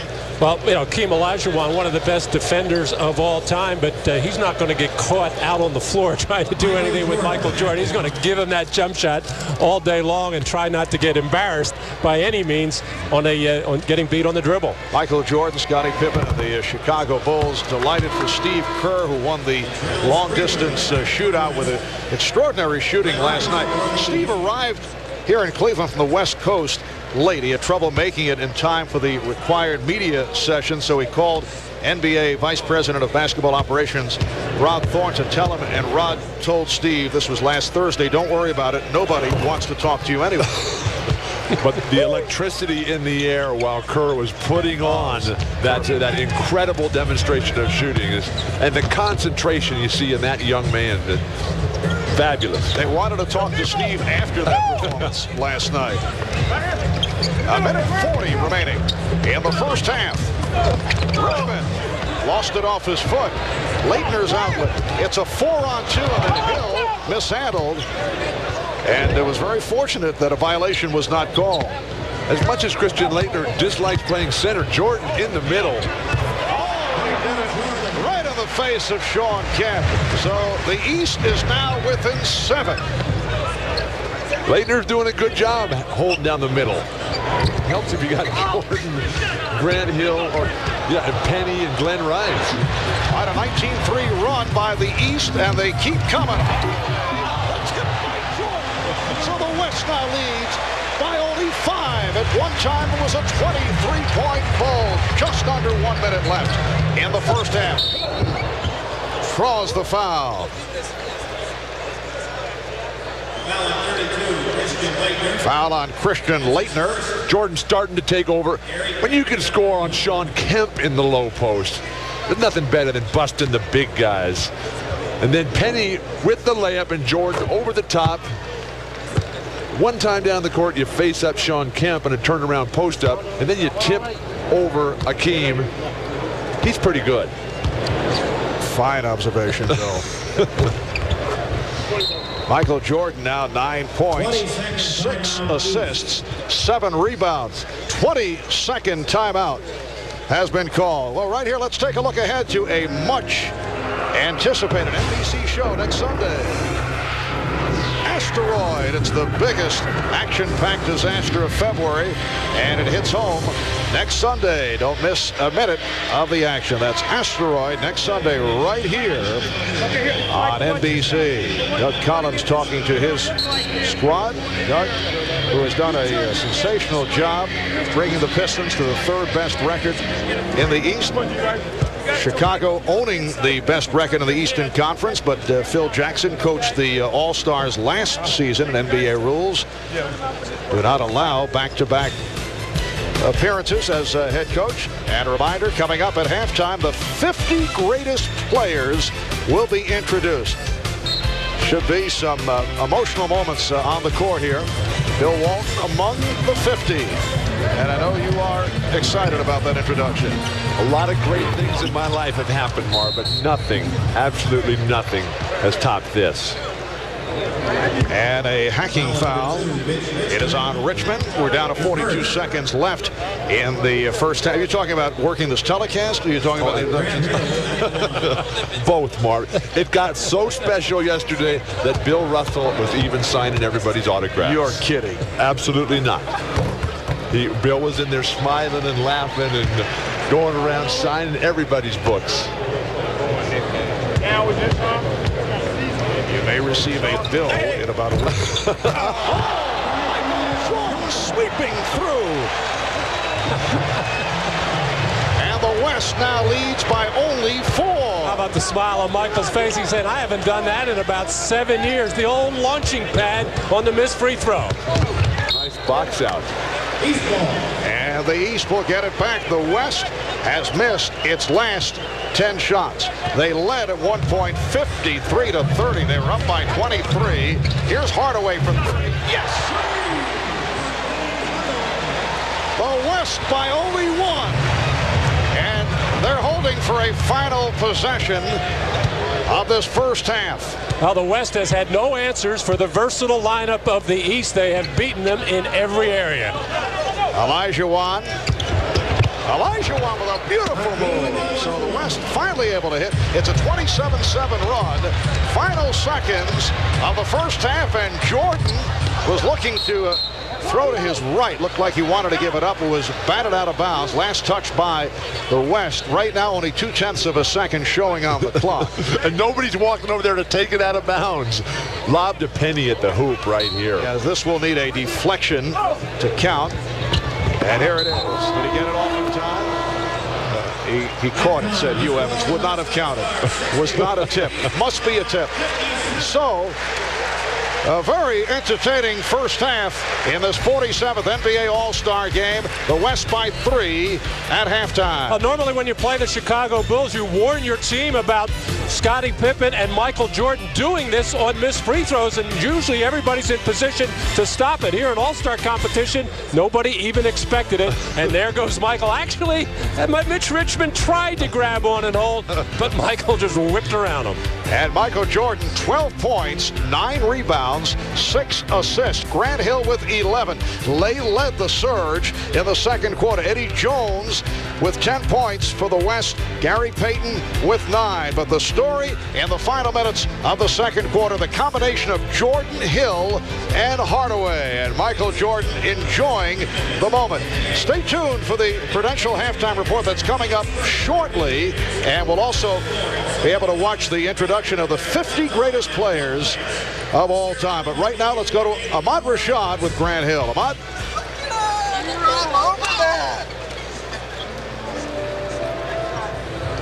But listen, Grant, you're all over the floor. When you're playing a game like this, you want to win it. And you guys really came on strong in the second quarter.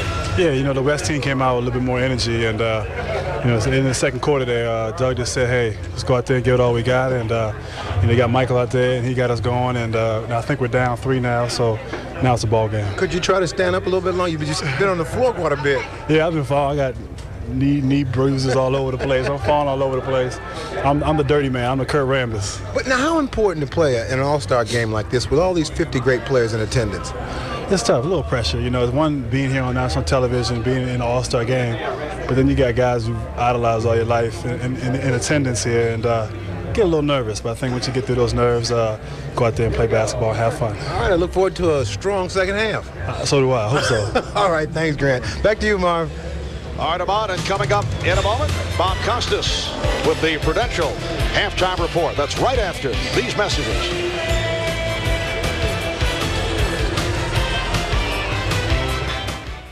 Good morning. I'd like to cash in my miles for 1 ticket to Paris, France. I'm sorry, sir. Your miles have expired. I've been charging on my Visa card for years to earn this trip, and now I'm gonna have to pay for the ticket. It happens. Paris. Visa says you're over your limit. Visa, it's everywhere you want to be.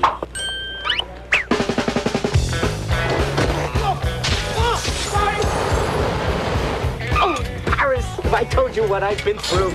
I need a doctor. Je suis un espion. Espion? Espion! Espion! What's Visa? Can you at least help me find the doctor? How about a lawyer? Visa says they're everywhere, but American Express helps you with just about everything. So you can always do more.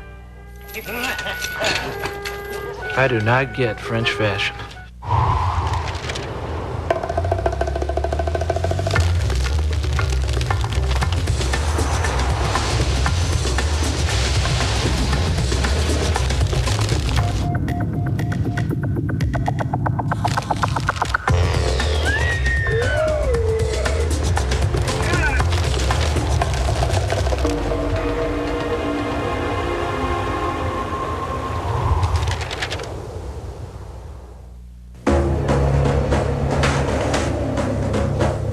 Don't expect too much from yourself, Michael. Start on varsity. You can't play at the level of North Carolina. Be realistic. Forget the team. Think of yourself. Why go back to basketball? You'll embarrass yourself. Had enough? Just getting started. Wednesday, a new landlord joins the cast of Chicago Suns. Hey, he looks familiar. Scottie Pippen owns our building. Is this great or why? Yay! Sorry, guys. I'm raising the rent. Scottie Pippen's raising our rent. Yay! All new Chicago Suns, NBC, Wednesday.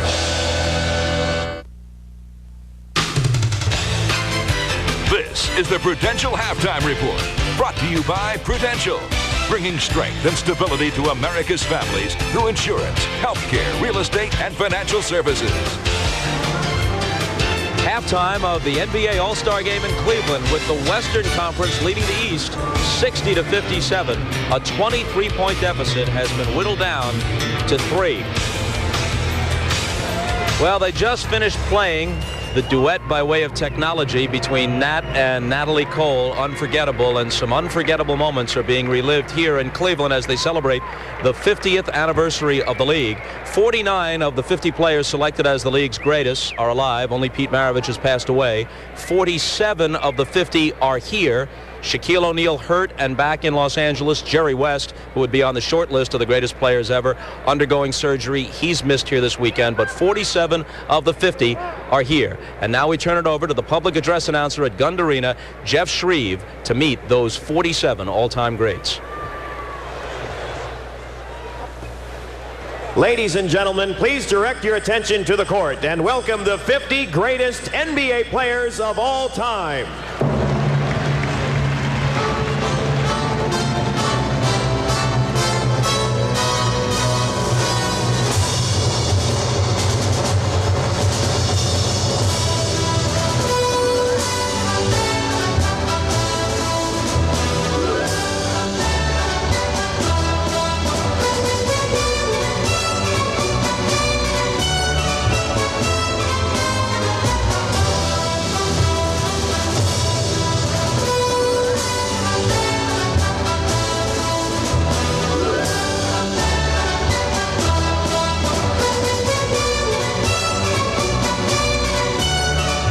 Let's meet the 50 greatest players in NBA history.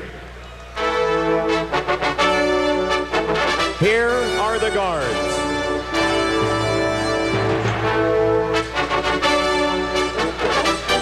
From the Chicago Bulls, number 23, Michael Jordan.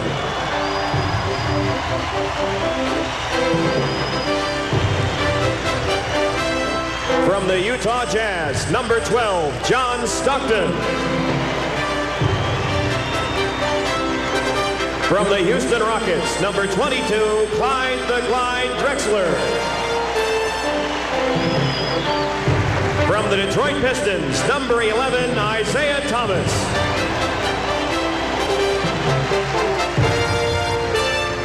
From the Los Angeles Lakers, number 32, Earvin Magic Johnson. From the San Antonio Spurs, number 44, the Iceman, George Gervin.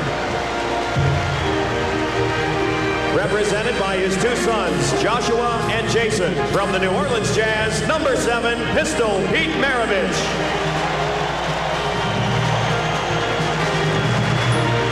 From the Boston Celtics, number 7, Nate Tiny Archibald. From the New York Knicks, number 10, Walt Clyde Frazier. From the Baltimore Bullets, number 10, Earl the Pearl Monroe. From the Detroit Pistons, number 21, Dave Bing. From the Milwaukee Bucks, number 1, the Big O, Oscar Robertson. Unable to be here is number 44 from the Los Angeles Lakers, Mr. Clutch, Jerry West. From the St. Louis Hawks, number 19, Lenny Wilkins. From the Philadelphia 76ers, number 15, Hal Greer. From the Boston Celtics, number 24, Sam Jones. From the Boston Celtics, number 14, Bob Cousy. From the Boston Celtics, number 21, Bill Sharman. Ladies and gentlemen, the guards.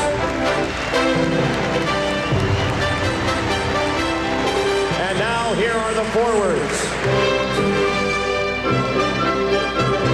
From the Chicago Bulls, number 33, Scottie Pippen. Originally from the Philadelphia 76ers, number 34, Charles Barkley. From the Utah Jazz, number 32, the mailman, Karl Malone. From the Los Angeles Lakers, number 42, James Worthy. From the Boston Celtics, number 32, Kevin McHale. From the Boston Celtics, number 33, Larry Bird.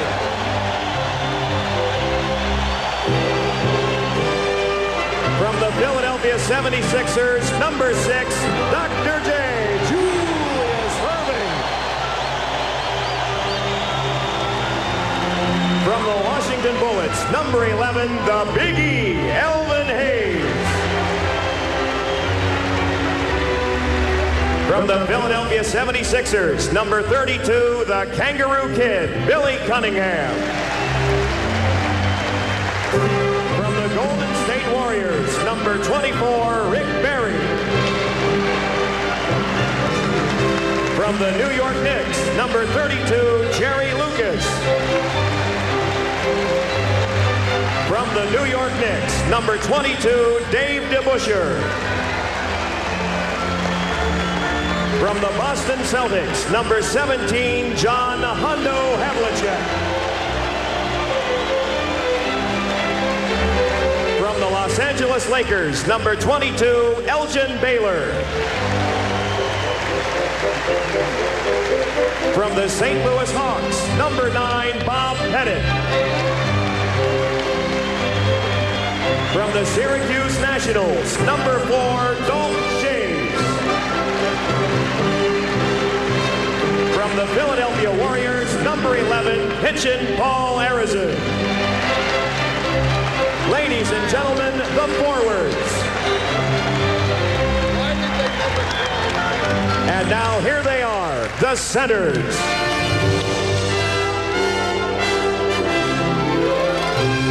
Unable to be here from the Los Angeles Lakers, number 34, Shaquille O'Neal.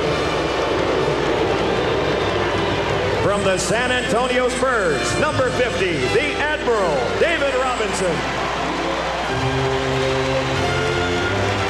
From the New York Knicks, number 33, Patrick Ewing.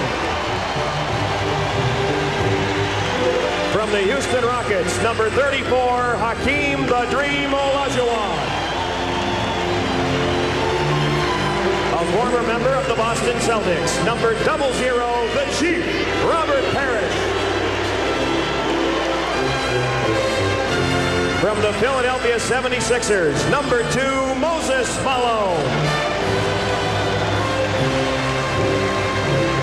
From the Portland Trailblazers, number 32, Bill Walton.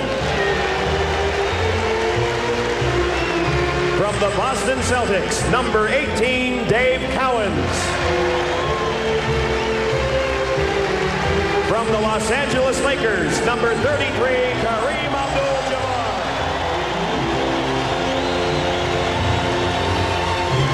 From the Washington Bullets, number 41, Wes Unseld. From the New York Knicks, number 19, Willis Reed. From the San Francisco Warriors, number 42, Nate Thurmond.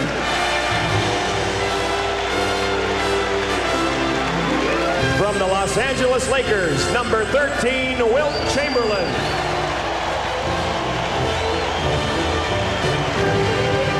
From the Boston Celtics, number 6, Bill Russell.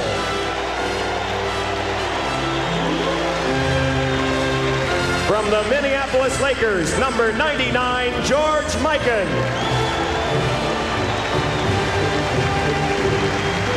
The centers.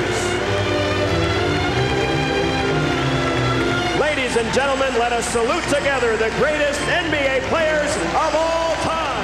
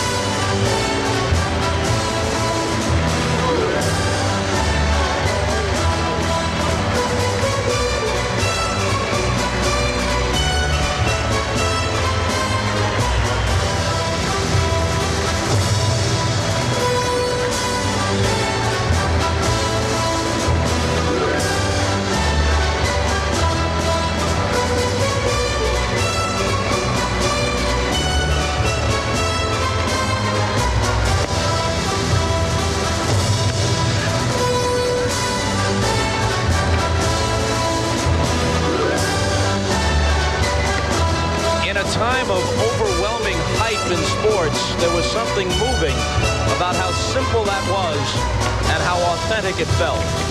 They're getting set for the second half. The West leads by 3. Back to Marv, Matt, and Bill after these messages from your local station. NBC Tuesday's all new on Mad About You, oh boy, or is it oh girl? Oh, and Mel Brooks is back. Name him after me. The thing about the name. Oh, God, okay. Then on Something So Right, the moment Jack and Carly first met. Oh, smooth, Jack. Then on Frasier, Eddie's seeing a doggy shrink. I always enjoy being in the company of colleagues. Did you say colleagues or collies? Then on Caroline, it's French Stewart from Third Rock. Yeah. And Richard joins the NBA. Here, what? Yeah, right. All new NBC Tuesday.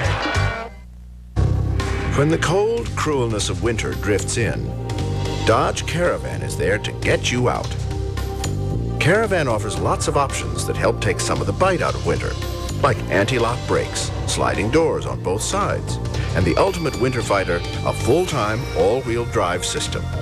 With option packages that can get you up to $1,380 in package values, the hottest spot you'll find to travel this winter is right down the road at your friendly Dodge dealer.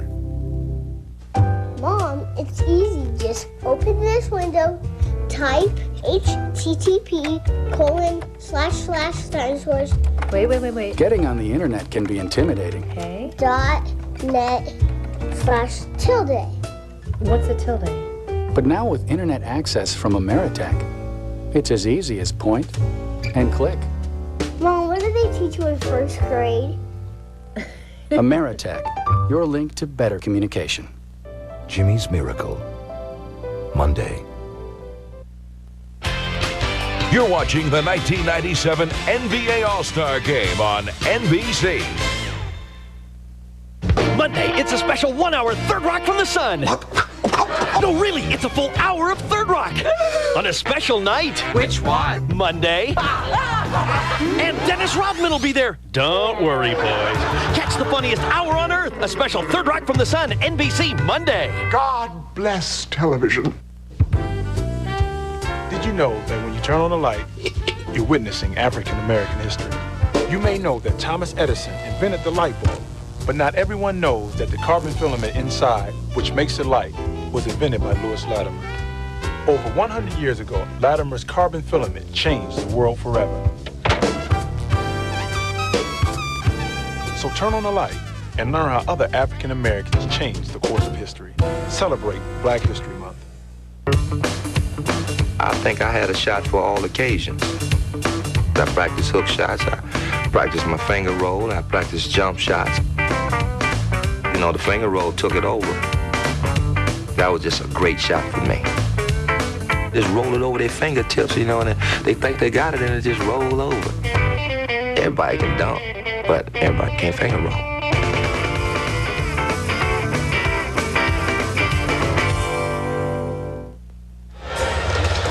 We're back in Cleveland, the West, with a 60-57 lead on the East. In this 47th NBA All-Star Game, the West at one point led by as many as 23, but a 27-7 run to end the half, led by Michael Jordan, Grant Hill, and Penny Hardaway, turns it into a three-point game. What a stirring scene at halftime with the 50 greatest players of all time honored just moments ago. Our partner Bill Walton will be rejoining us shortly. But Matt, as you looked out at the 50 greatest, I know there are a number of memories that hit home. Tremendous memories, tremendous thrill to see those players all honored that way, and a special feeling for me because I played with some of them. Wilt Chamberlain, Hal Greer, Billy Cunningham, Tiny Archibald. I was coached by Bob Cousy, and fortunate enough I was able to coach Julius Erving, Charles Barkley, and Moses Malone. So I feel a little part of it. It was a real kick just to see that group assembled here at halftime. Let's check out the Miller Lite halftime statistics. The West missing 10 of their last 11 shots, and this group led the East back into it. Michael Jordan with 12 points in all, Grant Hill with 11, and Penny Hardaway had 11. Michael started slowly and then came on from all angles. Well, Michael, not feeling the jump shot, decided to do everything around the basket, including that spectacular follow-up after the missed free throw. And that's 5 for 11 from the field. Michael will still try to test that jumper, I'm sure, in that second half. And a look at the West. They had their shooting problems in the final minutes of the second quarter. Eddie Jones of the Los Angeles Lakers had the hot hand. 3 of 3 from the field, and then 4 from the line for his 10 points. 3-point field goals. Well, it was 7 of 15 shooting for the West, only 1 of 8 for the East. And Jordan, along with his scoring, did it with 9 rebounds and 6 assists. 3-point lead for the West as we head to the second half. We'll be back at the Gund Arena in a moment. All right, Flyboy, listen up. Today, you're going to test your skills, see what you're made of. When you're up there, remember, you're not just birds, you're pigeons. Sky Rat, this is Dirty Bird. Do you read me? Dirty Bird, this here Sky Rat. I copy. I've spotted a gold mine with a freshly washed beauty. Roger, Dirty Bird. Let's rock and roll. All right, Sky Rat, make it messy.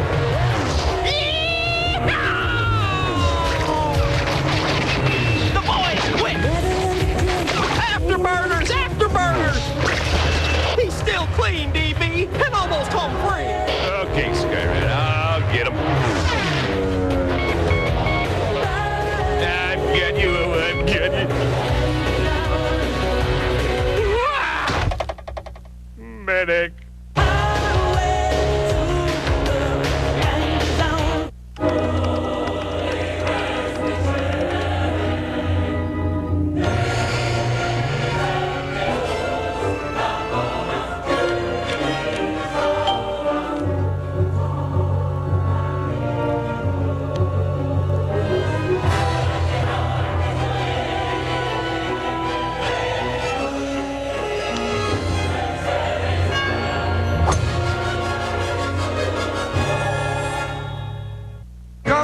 Wednesday, a new landlord joins the cast of Chicago Suns. Hey, he looks familiar. Scottie Pippen owns our building. Is this great or why? Yay! Sorry, guys. I'm racing the rent. Scottie Pippen's racing our rent. Yay! All new Chicago Suns, NBC, Wednesday. Welcome back to Cleveland. I'm Jim Gray. I'm now joined by one of the greats, one of the 50 greats, Earl the Pearl Monroe. You went in with the Bullets. Earl, just how emotional was that for you guys up there? Well, I'll tell you, I don't think any one of us expected this type of turnout, the type of hoopla and whatnot that was generated out here. We see it on TV, but we don't expect it to happen to us, and it was really very wonderful. And you truly felt it. You got a little choked up. Some of the guys did as well, didn't they? Yeah, I think so, because, you know, for all intents and purposes, you know, this might be our last hurrah out here. And we came out, and being with these guys for the whole weekend, it's been very special. We don't get together that often, and when we do get together, it seems like old times. Talk about the camaraderie. There were a lot of guys signing books, a lot of guys having a lot of laughs, wasn't it? Yes, you know, and it's so strange because, you know, you don't like to get autographs, but there was everybody with books signing back and forth and whatnot. I think we all enjoyed it, and, you know, we wouldn't miss this for the world. Earl, congratulations. Well, I appreciate it. It's nice to be here. All right, let's send it across the way now to Ahmad Rashad. All right, thanks, Jim. You know, there was a lot of emotion back there, but out here you see they're playing around. But back in the back when they had the 50 greatest back there, these guys were having a time in their life. I mean, tears were almost coming to Julius Erving's eyes. I'm sure he'll try to say it wasn't, but I saw him. Now, in the game, you see that Michael Jordan is wearing a Pip wristband. And I talked to Scottie Pippen about that, and he said, you know, I think Michael might make a very good spokesman for this product. So that's how he got Michael to wear that. Hey, Pops, how you doing? Just want to say hello to my father back in Cambridge. I know he's watching it. All right. And Patrick, all the players have told Patrick he should probably have a ticket and sit up in the stands, but he is sitting on the bench. Let's go back over to you, Marv. Dangerous area for Ahmad Rashad to be working, as the West and the East have just completed their warm-ups, and we're just about ready for the start of play in the second half. Michael Jordan, with his numbers, 5 of 11, 12 points, 9 rebounds, and 6 assists, is closing in on a triple-double. There never has been a triple-double in the history of all-star competition. In 1984 in Denver, Magic Johnson, 15 points, 22 assists, 9 rebounds. That about the closest. A look at some of the Jordan highlights from the second quarter. Doing it from all angles, follow of the free throw. So Michael Jordan lighting it up to help get the East back into it. I think getting behind by 23 points in the first and second quarter really got Michael fired up. He never wants to be embarrassed in any situation, and he is certainly one guy who can do something about it. 6 assists, 4 away from that elusive triple-double. I'd keep shooting if I were him. And we are rejoined by Bill Walton, has refused to take off the NBA 50th anniversary jacket as Kemp opens up this third quarter by launching one. Mark, it's never coming off till I get home and I present it to my dad. Here's Vin Baker. Fourth field goal for Vin Baker, one of the outstanding power forwards from the Milwaukee Bucks. 60-59 the score. Karl Malone, Keem Olajuwon, Sean Kemp up front, Gary Payton, John Stockton in the backcourt for the West. Baker getting to that loose ball. Terrell Brandon starting the second. Nice feed, Brandon for Baker. And the East has taken the lead. They're up now 61-60. First time they have led since the opening minutes when it was 2-0. Whose decision was it to bench Jordan? Well, his old coach, Doug Collins, as Terrell Brandon, who said he was going to shoot the ball every time he touched it, couldn't resist finding the wide open Vin Baker. But what Doug is really trying to do is divvy up the minutes a little bit. These guys did not get the amount of minutes that the others did in that first half. He wants to even it up, and then if it's a close game in the fourth quarter, he's going to go with the 5 guys he thinks can win it. And Michael standing out there during halftime, being honored as one of the 50 greatest, as you just mentioned. That was tiring, though. Maybe it was a disciplinary matter for not listening to the halftime speech. Glen Rice with a three-pointer, and it's the East with its biggest lead of the game. They were down by as many as 23. They're now up by 4 points. Malone with the fake. And Malone coming up short. Brandon with Pippen and Rice on the wings. Open shot for one of the best. And he hits it. A three-pointer again for Glen Rice. Mark, Glenn told me this morning that he is in the greatest shooting rhythm of his life. The hoop looks as big as the backboard. Everything he throws up, nothing but net. And he has been on a tear for the last month, averaging 30-something. And the reason why is he was looking at tapes of their games early in the year, and he felt he was not aggressive. And what really clinched it was his fiance told him, said, hey, you think you're playing out there? You aren't doing a thing. And he has gone on a tear ever since. And the happiest guy in the world is Dave Cowens for the way that he is playing. And the East squad, who have been watching Glen Rice fill it up lately, knows that he is hot. Glen Rice averaging 25 a game for the Charlotte Hornets. That's the number 5 man in scoring in the NBA. Plays 42 minutes a game, and that is second in the league to his teammate Anthony Mason. It's remarkable what they've done in Charlotte with Cowens, Anthony Mason, and Glen Rice leading the way. They brought that spirit back to that franchise that was rocked by a couple of giveaways. 7-point lead for the East. They are on a 37-7 run the last 8 minutes. Rice for 3. Yes. That is his 3rd consecutive from downtown. He was 1 for his previous 7. Gary Payton right back. So it's the East 70 and the West 62. Mark, nobody stepped up offensively for the Western Conference. And the foul is called. Rice shows the entire repertoire, taking it to the basket. This is a very difficult matchup for the West big forwards, both Sean Kemp and Karl Malone, who are not yet on the same page starting this third quarter. Neither one of them knows who they're guarding, and you just can't leave Glen Rice that open. Foul on Stockton, non-shooting call. Open shot for Brandon for 3. First half, the East only 1 for 8 from downtown. It is a different story here in the third quarter. And now Brandon wants to run. Pippen. Well, Baker try to slam it home, try to one-time it, as they say in the National Hockey League. The steal. Brandon took it from Stockton. Brandon extends to 75-62 lead. Play of the day so far as the best thief in the history of basketball, John Stockton, got thieved by Terrell Brandon beautifully. Christian Laettner playing a lot better today and doing it very well. Reach-in foul. Foul on Laettner. That's a simple game. Shoot when you're open, which is what Glen Rice has been doing, and pass when you're not, unselfishly giving up the ball to the wide open Terrell Brandon. The forwards for the West are getting killed because they're used to playing the bang-up game down low. Kemp and Karl Malone. And then the strip there by Terrell Brandon, voted this week by some as the best point guard in the NBA. Well, Sports Illustrated magazine had Brandon on the cover, and he was anointed as a top point guard in the league. I didn't know Sports Illustrated was having such trouble getting tickets here in Cleveland. And Bill taking a shot. Three-pointer again. So Glen Rice is 4 of 4 from downtown, 5 for 5. Overall, 4 of 4 from three-point range in this third quarter. Here's Brandon. Rice again. Are we watching the long-distance shootout contest within the framework of the game.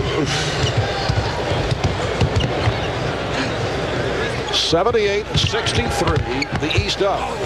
Oh, beautiful move by Stockton.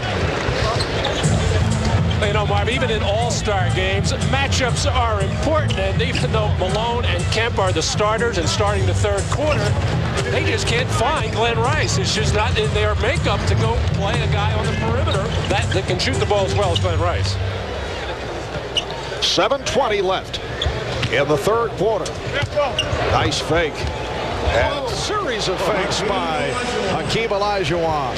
The East has outscored the West 21-7 here in the third quarter. Obviously, Eating agrees with Hakeem. That shot so difficult. Behind the board. Gave up the layup to come with the spin-around jump hook. Leitner. Rebounded by Baker. Baker's done a nice job. He now has 13 points. The East 80. The West 67. Overall, the East leads the series at All-Star competition 29-17. They have split the last 10 games. The East has won 2 of the last 3. Here's Stockton. Yes. 3 for John Stockton. Well, Gary Payton is really looking to pass that ball. He's a marvelous playmaker, but with the West struggling offensively, as strong a finisher as he is, he needs to get to the hoop a little bit more.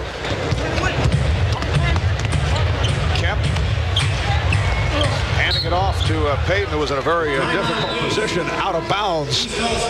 So the ball back to the East, but first a timeout is called with 6:11 remaining in the third. Well, John Stockton trying to make things happen, had his head up all the way. Actually, I thought he wanted to pass the ball in that play, but left open for the shot. And this is embarrassing for Christian Leitner, who's already beaten once, and Hakeem goes back the other way. Say, hey, just beat me with the first move. Don't embarrass me. And then Stockton left wide open along the baseline. Gary Payton unselfishly giving it up. John Stockton delivering. So the East by 10. They had trailed by as many as 23. Sonics Lakers, then Magic Bulls, next Sunday on NBC.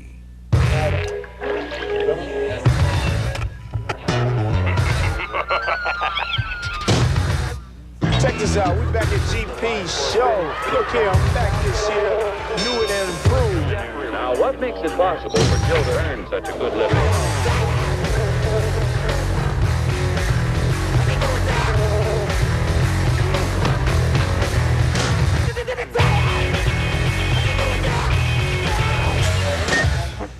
Francis McGuire, a.k.a. Frankie the Angel, wanted for the crime of murder. FBI is after him. The guys he was doing business with here are after him. I'm here to bring him in. You're not going back, Tom. On March 26th, a man of justice and a man of destiny are about to collide. There's no way out for him. The Devil's Own, rated R. Opens everywhere March 26th.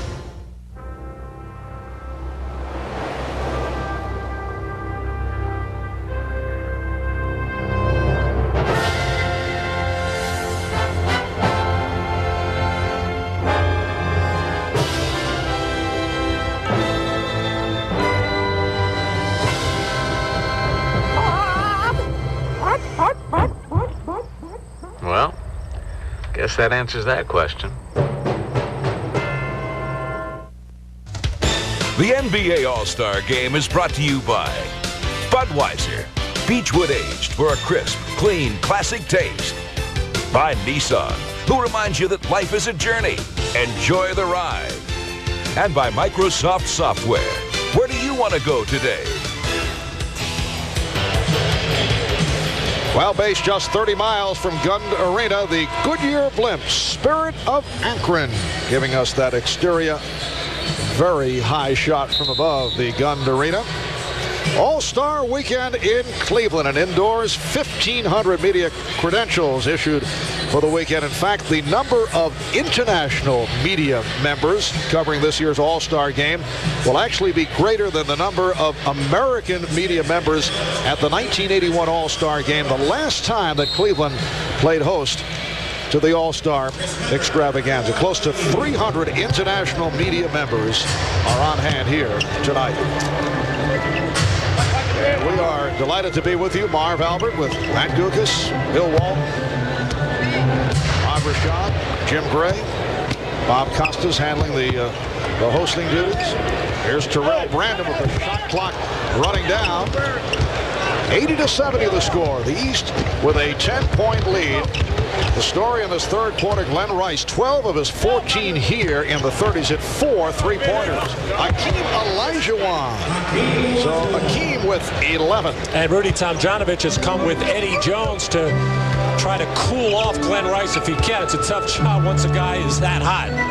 Glen Rice was saying that he's not satisfied with just one time in the All-Star game, which was last year. He says he sees these guys who are here every single year. That's the level he wants to get to. That's his dream. He's living it right now. Ben Baker has 15 points. The East by 10. And a West turnover. And Terrell Brandon has played marvelous basketball. 7 points, 6 assists, a number of steals. Has not turned the ball over. John Stockton and Mitch Richmond. Eddie Jones in a 3-guard setup. Deflected out by the East. Up front with Akeem Olajuwon. Here's Tim Hardaway of the Miami Heat for Terrell Brandon, who hears it from the crowd. As you mentioned, 7 points, 6 assists. And Grant Hill checking back in, instrumental in that East run in the second quarter. Scottie Pippen departing with 4 points. Olajuwon now played by Weber.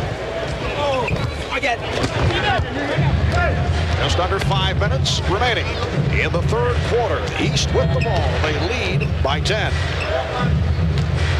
Rice in a battle with Jones.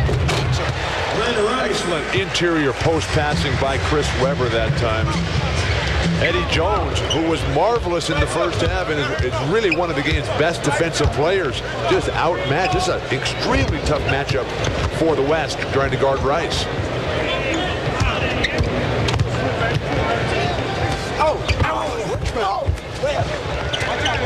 And Weber able to handle that rebound.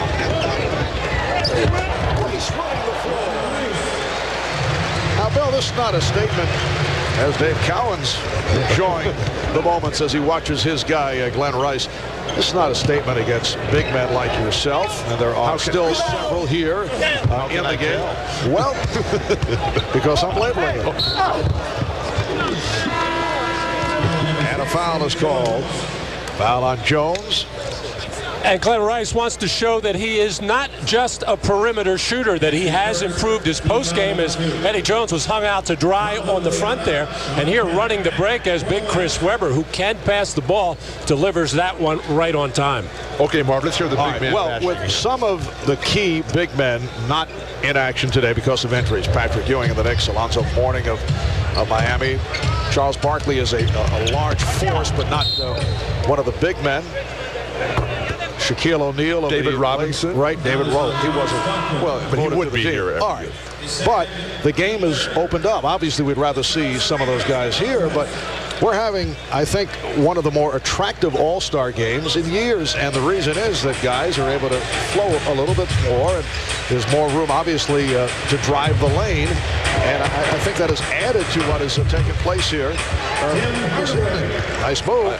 I couldn't agree more, Marv, which is why so many of the big men don't play well in these games. It's up and down. Kareem Abdul-Jabbar, 6 MVPs in the regular season, never won the MVP of the All-Star game. The only award he did not win. Grant Hill, terrific defense. Kemp got the step, but had it broken up, knocked out of bounds. 5 on the 24-second line. You trying to say it's a better game when the big fellas aren't in there clogging things up in the middle? At times. I wonder. Here's Rice taking it to the hoop. Glen Rice with 18 points in this third quarter. Shawn Kemp. That's only his second field goal.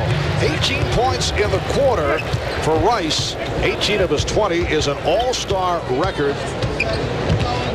Check that, he's one shy of an all-star record for most points in a single quarter. Well, back to your big man diatribe there. I just like to say that that's why my favorite big men are the ones who are the versatily skilled ones, the guys that can step away from the basket, that can pass the ball, shoot the jumper.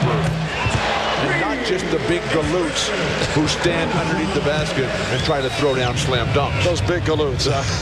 The record for most points in a quarter in All-Star play, 1968, Hal Greer of Matt Gucas' 76ers with 19 points in a single quarter, and Rice with 18, so one away. 2:08 to go in the third. It's the East by 13 over the West. We'll be back with more from the Gund Arena in Cleveland in a moment.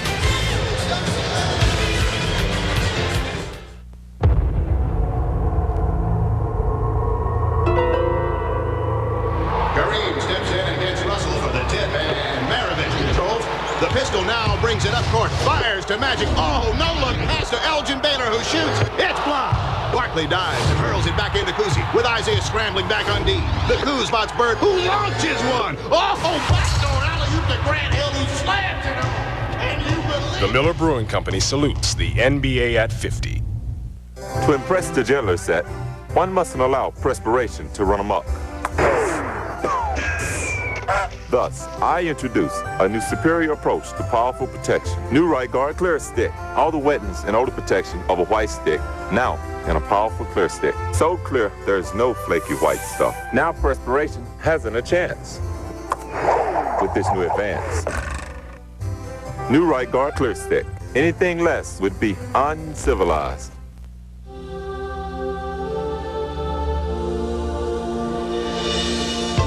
With Sierra's strength and exceptional power, life's daily obstacles are easily handled. But with Sierra's third door, you will have one less hurdle to overcome. Sierra by GMC, putting you comfortably in command. Life is empty, torturous. I yearn, wanting more. Wanting more. There's a burning from within. Here's a tip. Eat something. I recommend the new extreme carbers from Boston Market, like the chicken cheesesteak. Juicy, slow-roasted chicken, peppers, and onions smothered in 4 ooey-gooey cheeses. Now get a free side and a free drink when you buy an extreme chicken cheesesteak. Only at Boston Market. Well, that burning from within, it's called hunger. Mr. President, that's some very bad news. It's not in theaters. There's an asteroid coming right at us. Just stay in the basement. It's not on cable. Go, go! The movie event of February. It's only on NBC. Slipping! Don't move! Asteroid, NBC next Sunday. Welcome back to Cleveland. I'm Jim Gray. I'm now joined by Gordon Gund. He is the owner of the Cleveland Cavaliers. He is also the founder of the Foundation Fighting Blindness. For those of you who are unaware, Mr. Gund went blind about 30 years ago. He suffers from a disease, retinitis pigmentosa. Gordon, you're enjoying the game here today, and you enjoyed basketball for a number of years. What's in your mind's eye today as you see the 50, or you're able to visualize the 50 who were out there as well as Michael Jordan? Well, I've got some remembrance of the earlier 50 because I could see those, but Michael Jordan, I always think of this whirling motion and balance and acrobat with a tongue hanging out and a smile on his face, and he's always knows just what he's doing. I've got he's a wonderful human being, too. He's just a great guy. Of the earlier ones, I do remember people like Bill Russell and Oscar Robertson and Wilt Chamberlain, a number of them. Now, you still come to all the games, and you are aided. You're able to hear the telecast or the broadcast locally with your earpiece, but you come to all the games, and is it difficult to be here, or have you gotten quite used to it? Well, I come to some of the games a lot. I hear them all on the radio, and either here in the building or at home, but it's... No, I get a good picture painted by Joe Tate, our radio announcer. He does just a terrific job. Do you feel the same type of emotions? You get excited and happy and obviously down when you lose? Of course, I get very down when we lose. Nobody likes to lose. And sure, I'd love to hear the team working well and as a team and as a unit. Hear and talk with the coaches about it. Hear what their strategies are. That's all part of it.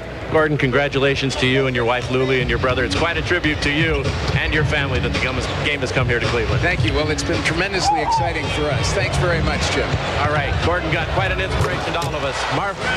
All right, thank you, Jim. Remarkable man, Gordon Gudden, the owner of the Cleveland Cavaliers. We come up on a minute left in the third quarter. Hardaway with a three. And the East now leads 95-82. A moment ago, Glen Rice did make it 20 points in the third quarter. That is a new All-Star game record, passing by Hal Greer, who in 1968, there's Hal, one of the 50 greatest players of all time.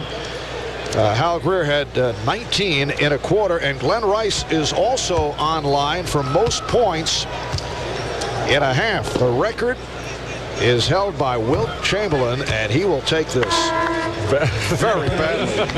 23 and a half, and Tom Chambers did it in 87. Here is the bucket by Rice that gave him 20 points for the half. What a performance by Glen Rice. Let's just see 20 in the third quarter, and he is in line to set the all-time record for a half.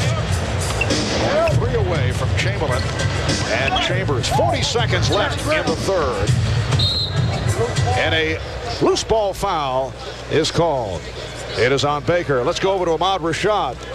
Ahmad just had a conversation with Glen Rice. Ahmad? Well, Marv, you know, a lot of times it's hard to break a record if you don't know anything about it. So I thought that it was, you know, up to me to walk over and tell Glen, and he was only 1 point away from the record of scoring points in a quarter. So what I'm going to do now is tell him that 23 points, see, is the record for most points in a half. You just broke the most points in a quarter, so you need just a few more. You can handle that, right? I can handle that. Okay. All right. Back to you, Marv. Marv, I want you to be the guy to go tell Wilt that he's no longer in the record book, and then at the same moment tell Wilt that Michael Jordan, where he ranks of all the players, okay? But Wilt will tell you that he had 24 rebounds in that same game. We're down to 38 seconds remaining in the third quarter, and the East now leads 95-84. Once again, the Dean showing his major influence on the game as it is being played. Or, to put it another way, annoying the players. Richmond for three. Back tap by Hill. Here's Jones for three. The Hardaway with Baker on the wing. And Hardaway with a scoop shot with 11 seconds to go in the third quarter. The East now leads by 12. Here's Gugliotta. Nice. Sean Kemp. Kemp with 10. Final seconds of the quarter. East by 10. And here's Hardaway as time has run out in the third. So Glen Rice with an all-star game record, 20 points in the third quarter. The East outscoring the West in the third, 40-27. We'll be back after these words from your local station.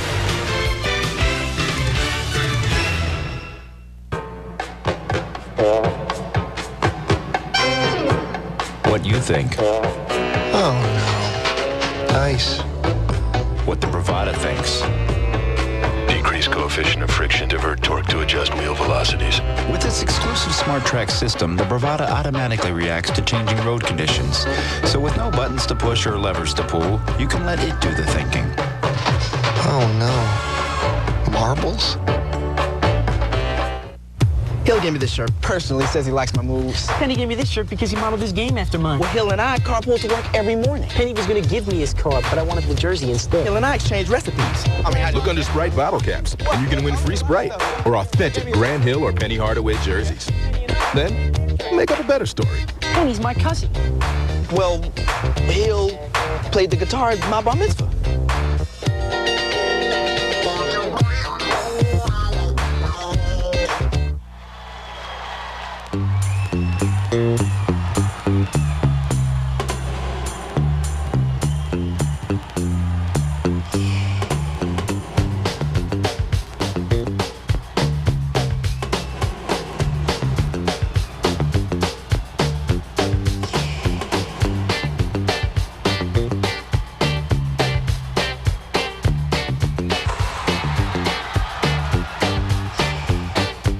Was her stalker another teacher or someone closer? Dateline Tuesday.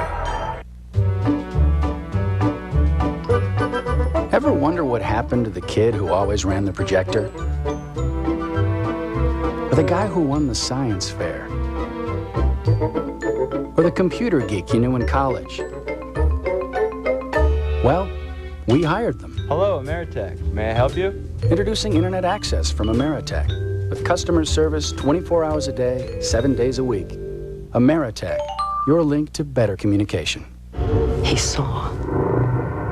The man's a thief who witnessed a murder.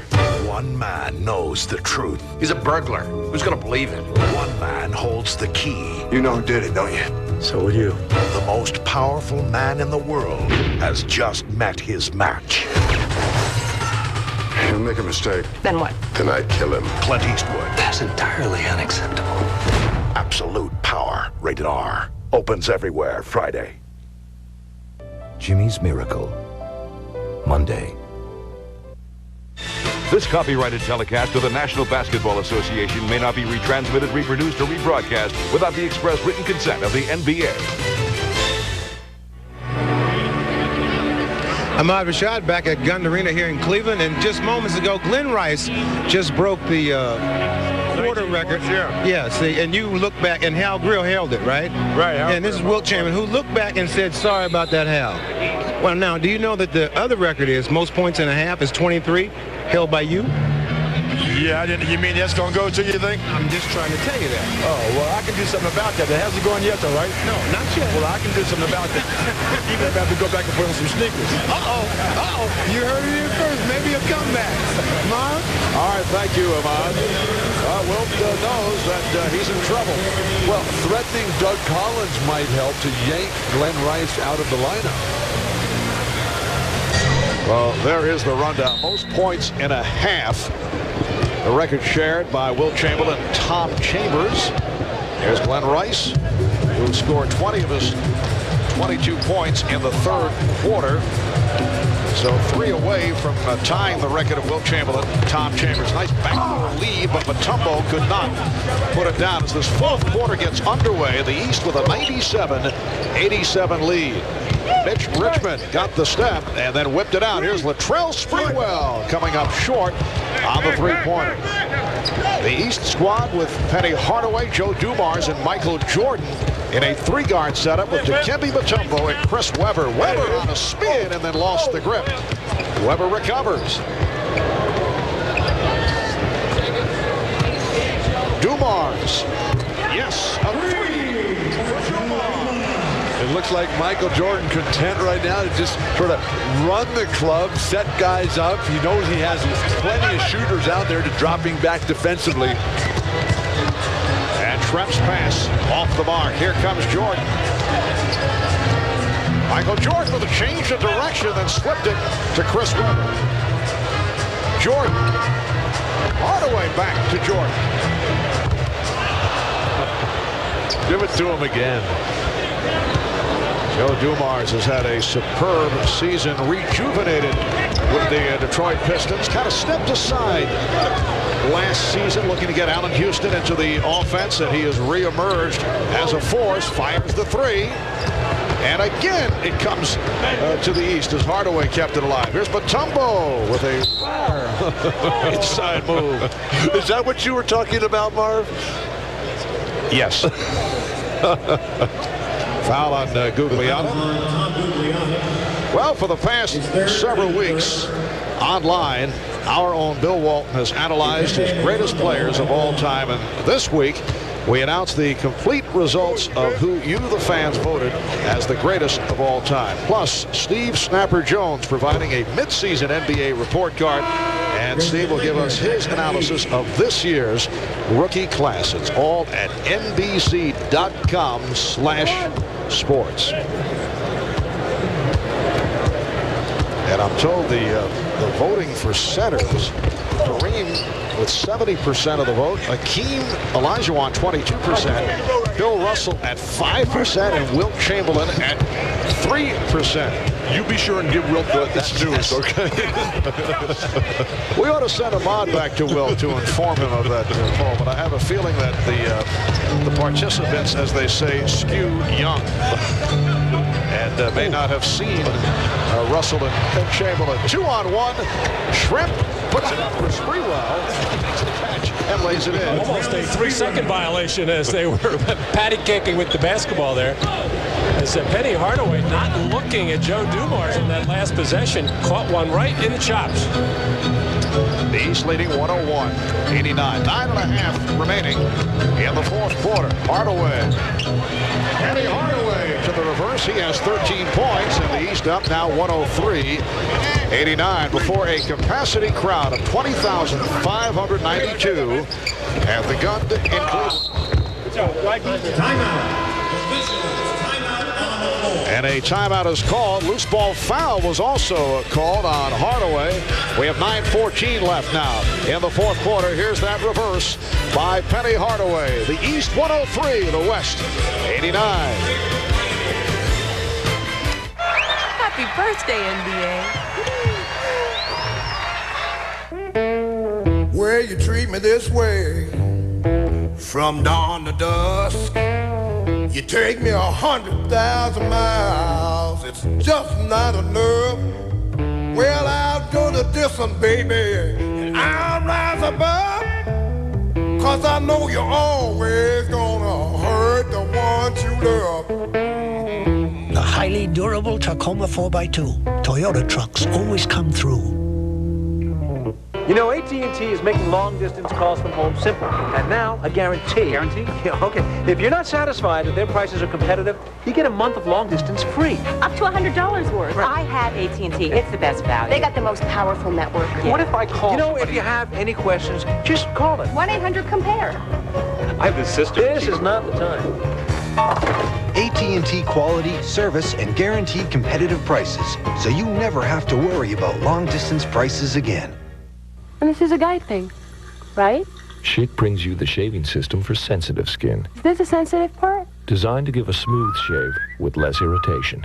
Schick. Tracer FX. The sensitive type? I like that. This is Dick. Dick is a creative superstar and the man behind the advertising you're about to witness. We gave Dick a 6-pack of Miller Lite and a blank piece of paper and asked him to create a Miller Time concept that beer-loving people would like. This is what he did.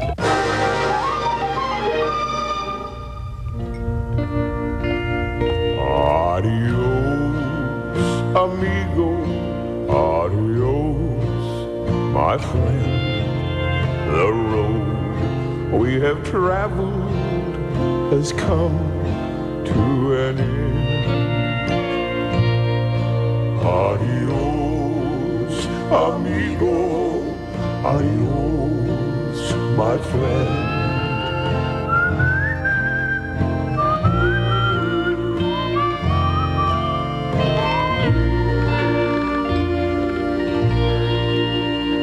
This has been a Miller Time presentation by Dick. Thank you for your time.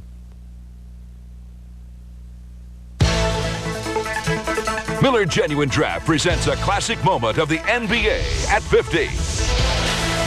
Tonight we look back at the first NBA All-Star game. The year was 1951. The site, the old Boston Garden. A pair of Celtics, Bob Cousy and Easy Ed Macaulay, led the East to a 111-94 victory. Macaulay with 20 points. He was named the game's most valuable player. The leading scorers, Alex Groza of the old Indianapolis Olympians with 17. See 13 for Bobby Davies, George Mikan with 12. There's Dolph Schayes behind old number 99, George Mikan. In recognition of this classic moment, Miller Beer will donate $1,000 to the Thurgood Marshall Scholarship Fund.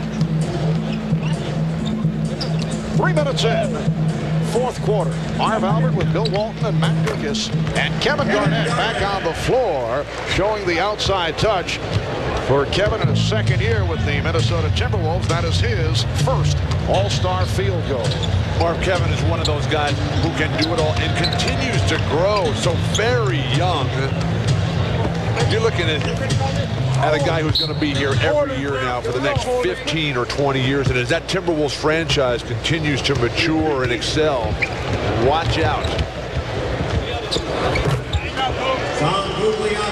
And Gugliotta now with 9 points. The East 103, the West 93. At 1 point in the first half, the West led by as many as 23. The East took over in the second quarter, led by Jordan, Hill, and Hardaway. And then Rice picked up in the third.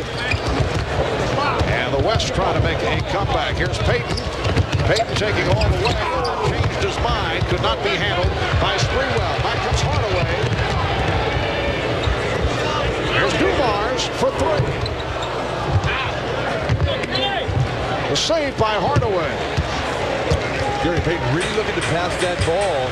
So reminiscent of the year Mitch Richmond got the MVP when Gary Payton had, I think, 18 or 19 assists in that game.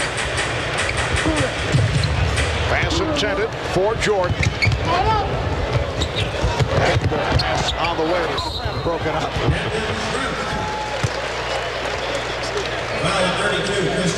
And the foul is called. It is on Leitner. Well, next Sunday, join NBC Sports for an NBA doubleheader starting with NBA Showtime at 2:30 Eastern. In Game 1, a Western Conference contest. The Seattle Supersonics and the Los Angeles Lakers starting at 3 o'clock Eastern Time. And then Penny Hardaway and the Orlando Magic traveling to the Windy City to face Michael Jordan and the Chicago Bulls. The Bulls at 42-6 at the All-Star break. Must-see TV NBA style next Sunday right here on NBC. Orlando with 5 straight wins and a record of 24-20. Now in third in the Atlantic. Of course, Dennis Rodman will be back, and Orlando continues to surge behind the improving play all the time of Penny Hardaway, cycling, killing people out there. And the Lakers playing the best basketball right now in the Western Conference. Hardaway now with 16 points. The East 106-95 over the West. Here's Mutombo.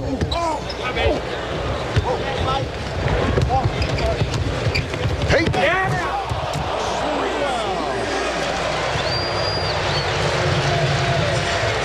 It is a 9-point East lead. 7 assists for Gary Payton. Marv, do you practice those lob passes yourself when you're working on your game, coming down on the break? I actually do. I try to bang them high off the glass to myself. Foul on Sprewell. Gary Payton loves to throw the lob pass. He usually throws it to his teammate Shawn Kemp, but Latrell Sprewell has the hops in those legs as he gets way up there. Timed beautifully between Gary Payton and Latrell Sprewell. 6.5 remaining in the fourth quarter, and the East now leading 106-97.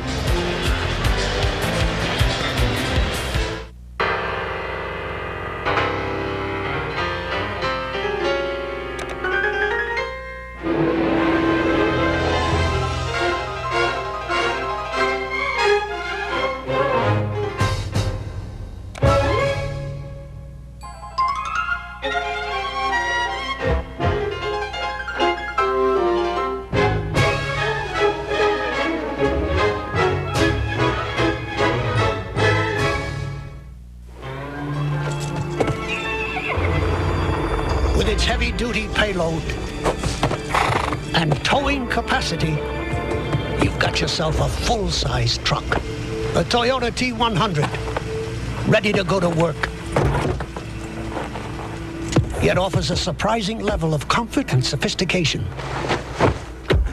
Mama, don't let your babies grow The full-size T100 Toyota trucks always come through. In yet another torture test, we drained the oil from this car and added just this much Castrol Syntec. We then ran it over 100 miles per hour and waited, and waited, and waited. You see, Syntec has a unique molecular structure that bonds to engine parts, protecting them under the most torturous conditions. And if a little Syntec protects this well, imagine what a full oil change can do. Castrol Syntec Full Synthetic protects in ways other oils can't. Always and forever, each moment with you. just like a dream to me that somehow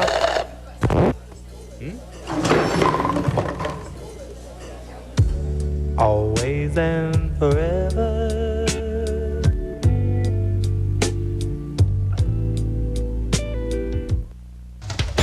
The NBA All-Star Game is brought to you by Nike, who encourages you to participate in the lives of America's youth. By Toyota and their full line of trucks. Toyota trucks always come through. And by Miller Genuine Draft, who reminds you it's time for a good old macro brew.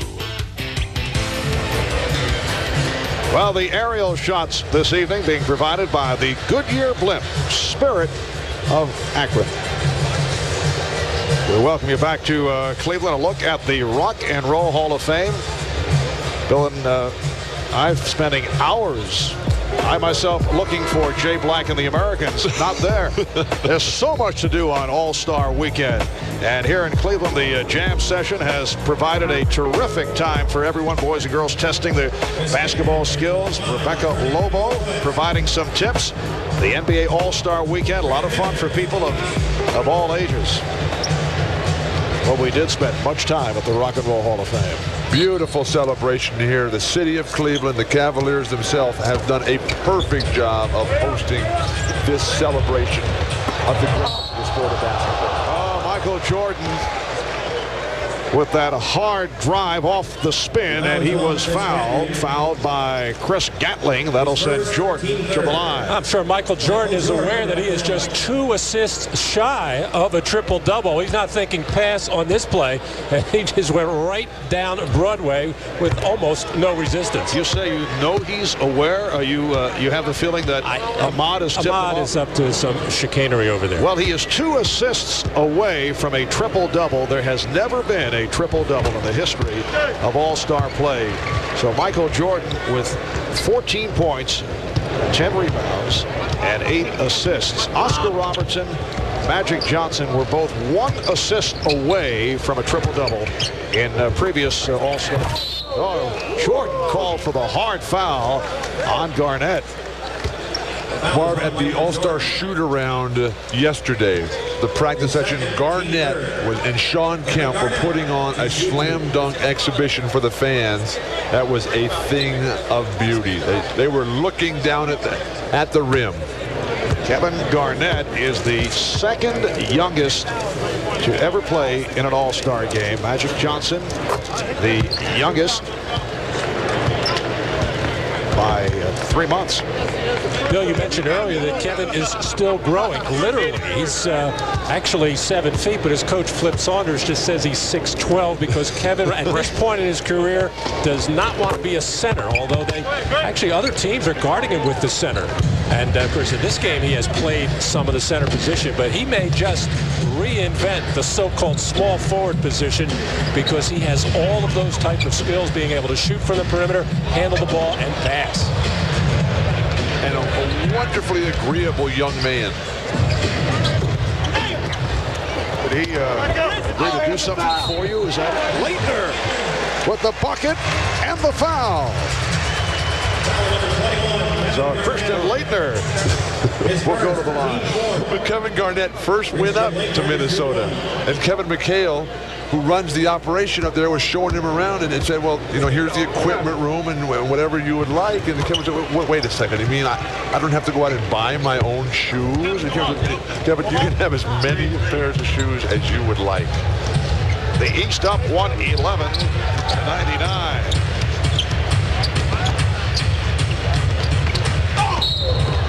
And Jordan running into Sprewell, committing the foul. Michael Jordan with his 3rd foul. Well, there's Steve Cyber Snapper Jones conducting a cybercast of tonight's game on NBA.com, the official website of the NBA. Gary Payton getting the roll. And they'll have plenty more from the All-Star game, including audio and video highlights, interviews after the game. Plus, you can vote for the greatest moment in NBA history, all at www.nba.com. Coming up in 5 minutes, remaining of the 4th quarter, the East up by 10 points. Garnett steps back and comes up short. Scottie Pippen back on the floor, eluding Kevin Garnett and popping the three. Leitner on the save. I am shocked that Glen Rice has not gotten back in this game. Well, perhaps Wilt did have a little conversation with Doug Collins. Hardaway for three. And who's going to say no to Wilt? And that was assist number 9 for Michael Jordan. And Sprewell is fouled. And now Glen Rice making his way to the scorer's table. 20 points for Rice in the third quarter. An NBA All-Star game record. A look at the shot chart.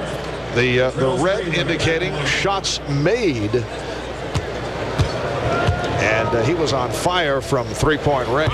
Doug Collins just called Michael Jordan over and whispered in his ear, and he probably told him 2 things. Glen Rice is 3 points away from tying a record. You are 2 assists shy of the first triple-double in All-Star history. Take care of business, like you know now. Now it should be pointed out as these are not occurrences that take place during the course of the regular season.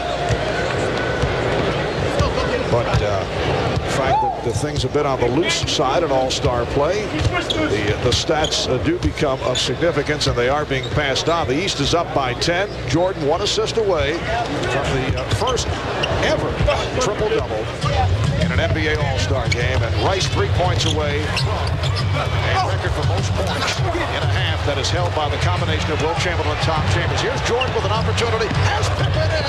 There it is. Triple-double from Michael Jordan.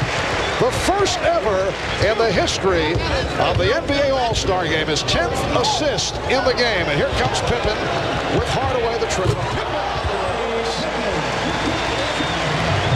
It is the East 118 and the West 104. 3.5 minutes remaining. And there's an irony here. If you remember last year, the big controversy in a game between the Orlando Magic and Doug Collins' Detroit Pistons, when Anthony Bowie went to all kinds of trouble in the closing second or two of that game to get a triple-double. Doug Collins very upset about it, but here it is, the record-breaking triple-double assist right there to Scottie Pippen. And Michael Jordan in the first half getting things going for the East when they were over 20 points behind. He started to go to town. And then as soon as he realized that he had the record and the accomplishment, he quickly committed the foul so Doug Collins could take him out and put Penny Hardaway in. And you saw the stat line, 26 minutes for Jordan, 14 points, 11 rebounds, 11 assists. And once again, the vote for the All-Star Game MVP should be intriguing. There are several candidates as Hardaway hits a 3. There are 9 voters, including NBC Sports, putting a little pressure on. The Cleveland Plain Dealer is involved. Gatling moves to the left hand. The Akron Beacon Journal, Sports Illustrated, USA Today, ESPN Radio, Pro Basketball Writers, and from the international world of basketball, China, France, and several others. Well, here's Michael Jordan with the assist to Scottie Pippen, and that made for the triple-double, assist number 10 for Jordan. This is going to be fantastic. A week of fishing. Only one way in and one way out. Peter would have loved this. Too bad he hates to fly. Peter's a wimp.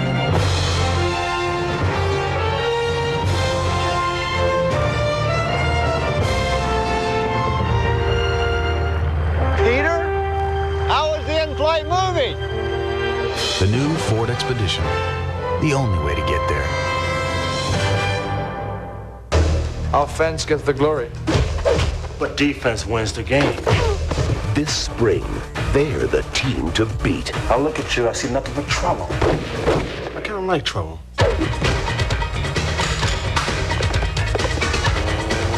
Jean-Claude Van Damme, Dennis Rodman, they don't play by the rules.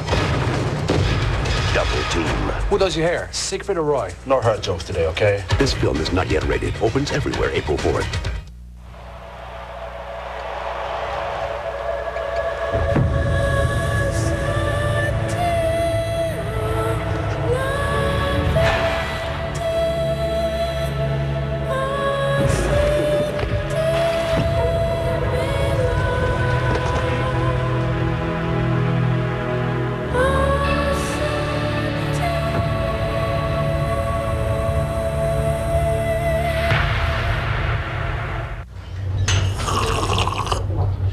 So anyway, I'm playing jet moto, right? And I'm riding on this jet motorcycle, and I'm hurtling through different terrain: snow, concrete, ocean, jungle. I mean, when you got that kind of power between your legs, you don't know what to expect. Anything could happen. The network television premiere. You're the Shadow. Alec Baldwin is living a mystery till she unlocked his secret. I'm not afraid of you. But I am. The motion picture blockbuster becomes an NBC event. The Shadow, following the NBA All-Star Game, tonight on NBC. Welcome back to Cleveland. Marv Albert with Bill Walton and Matt Kukas. Here are the MVP candidates the way we see them. Michael Jordan with the first ever triple-double in All-Star history. Glen Rice with a record 20 points in the third quarter. Terrific all-around game for Penny Hardaway. Bill Walton refusing to take off his 50 greatest jacket. I am a very proud man. I know that. All right. MVP vote. Don't tease me about my jacket now. I vote for Glen Rice. Glen Rice? Yes. Well, Penny Hardaway was close. Jordan was close, but I'm finally going to agree with you. Oh, that's sad. Matt? I triple the motion. All right. That's our vote. What's happened to me? Unless there is a dramatic turn here, we still have 2 minutes and 54 seconds remaining. And the East leads 121 to 107. Well, they could get the 14 or 15-point play to get right into it, but yeah.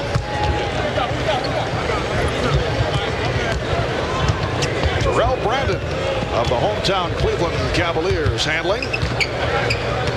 And here's Rice for three. That would have tied the record for a half.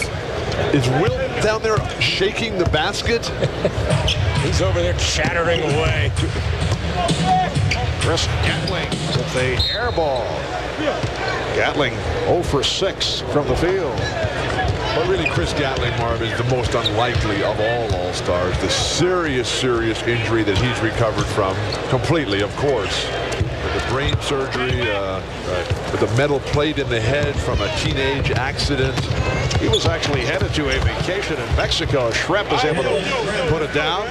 Headed for an All-Star break vacation at the last moment due to injuries, named an All-Star. He said he gladly unpacked the bathing suit. Said he was happy to do it, so he's made the choice Cleveland over Cancun. But just so excited about being tabbed as an All-Star. It's a thrill of a lifetime, Marv. You dream about it, and it finally comes true for just a very select few, and you never forget it. Glen Rice overall is 9 for 21. Gatling looking for that first field goal. Down to 1:35 remaining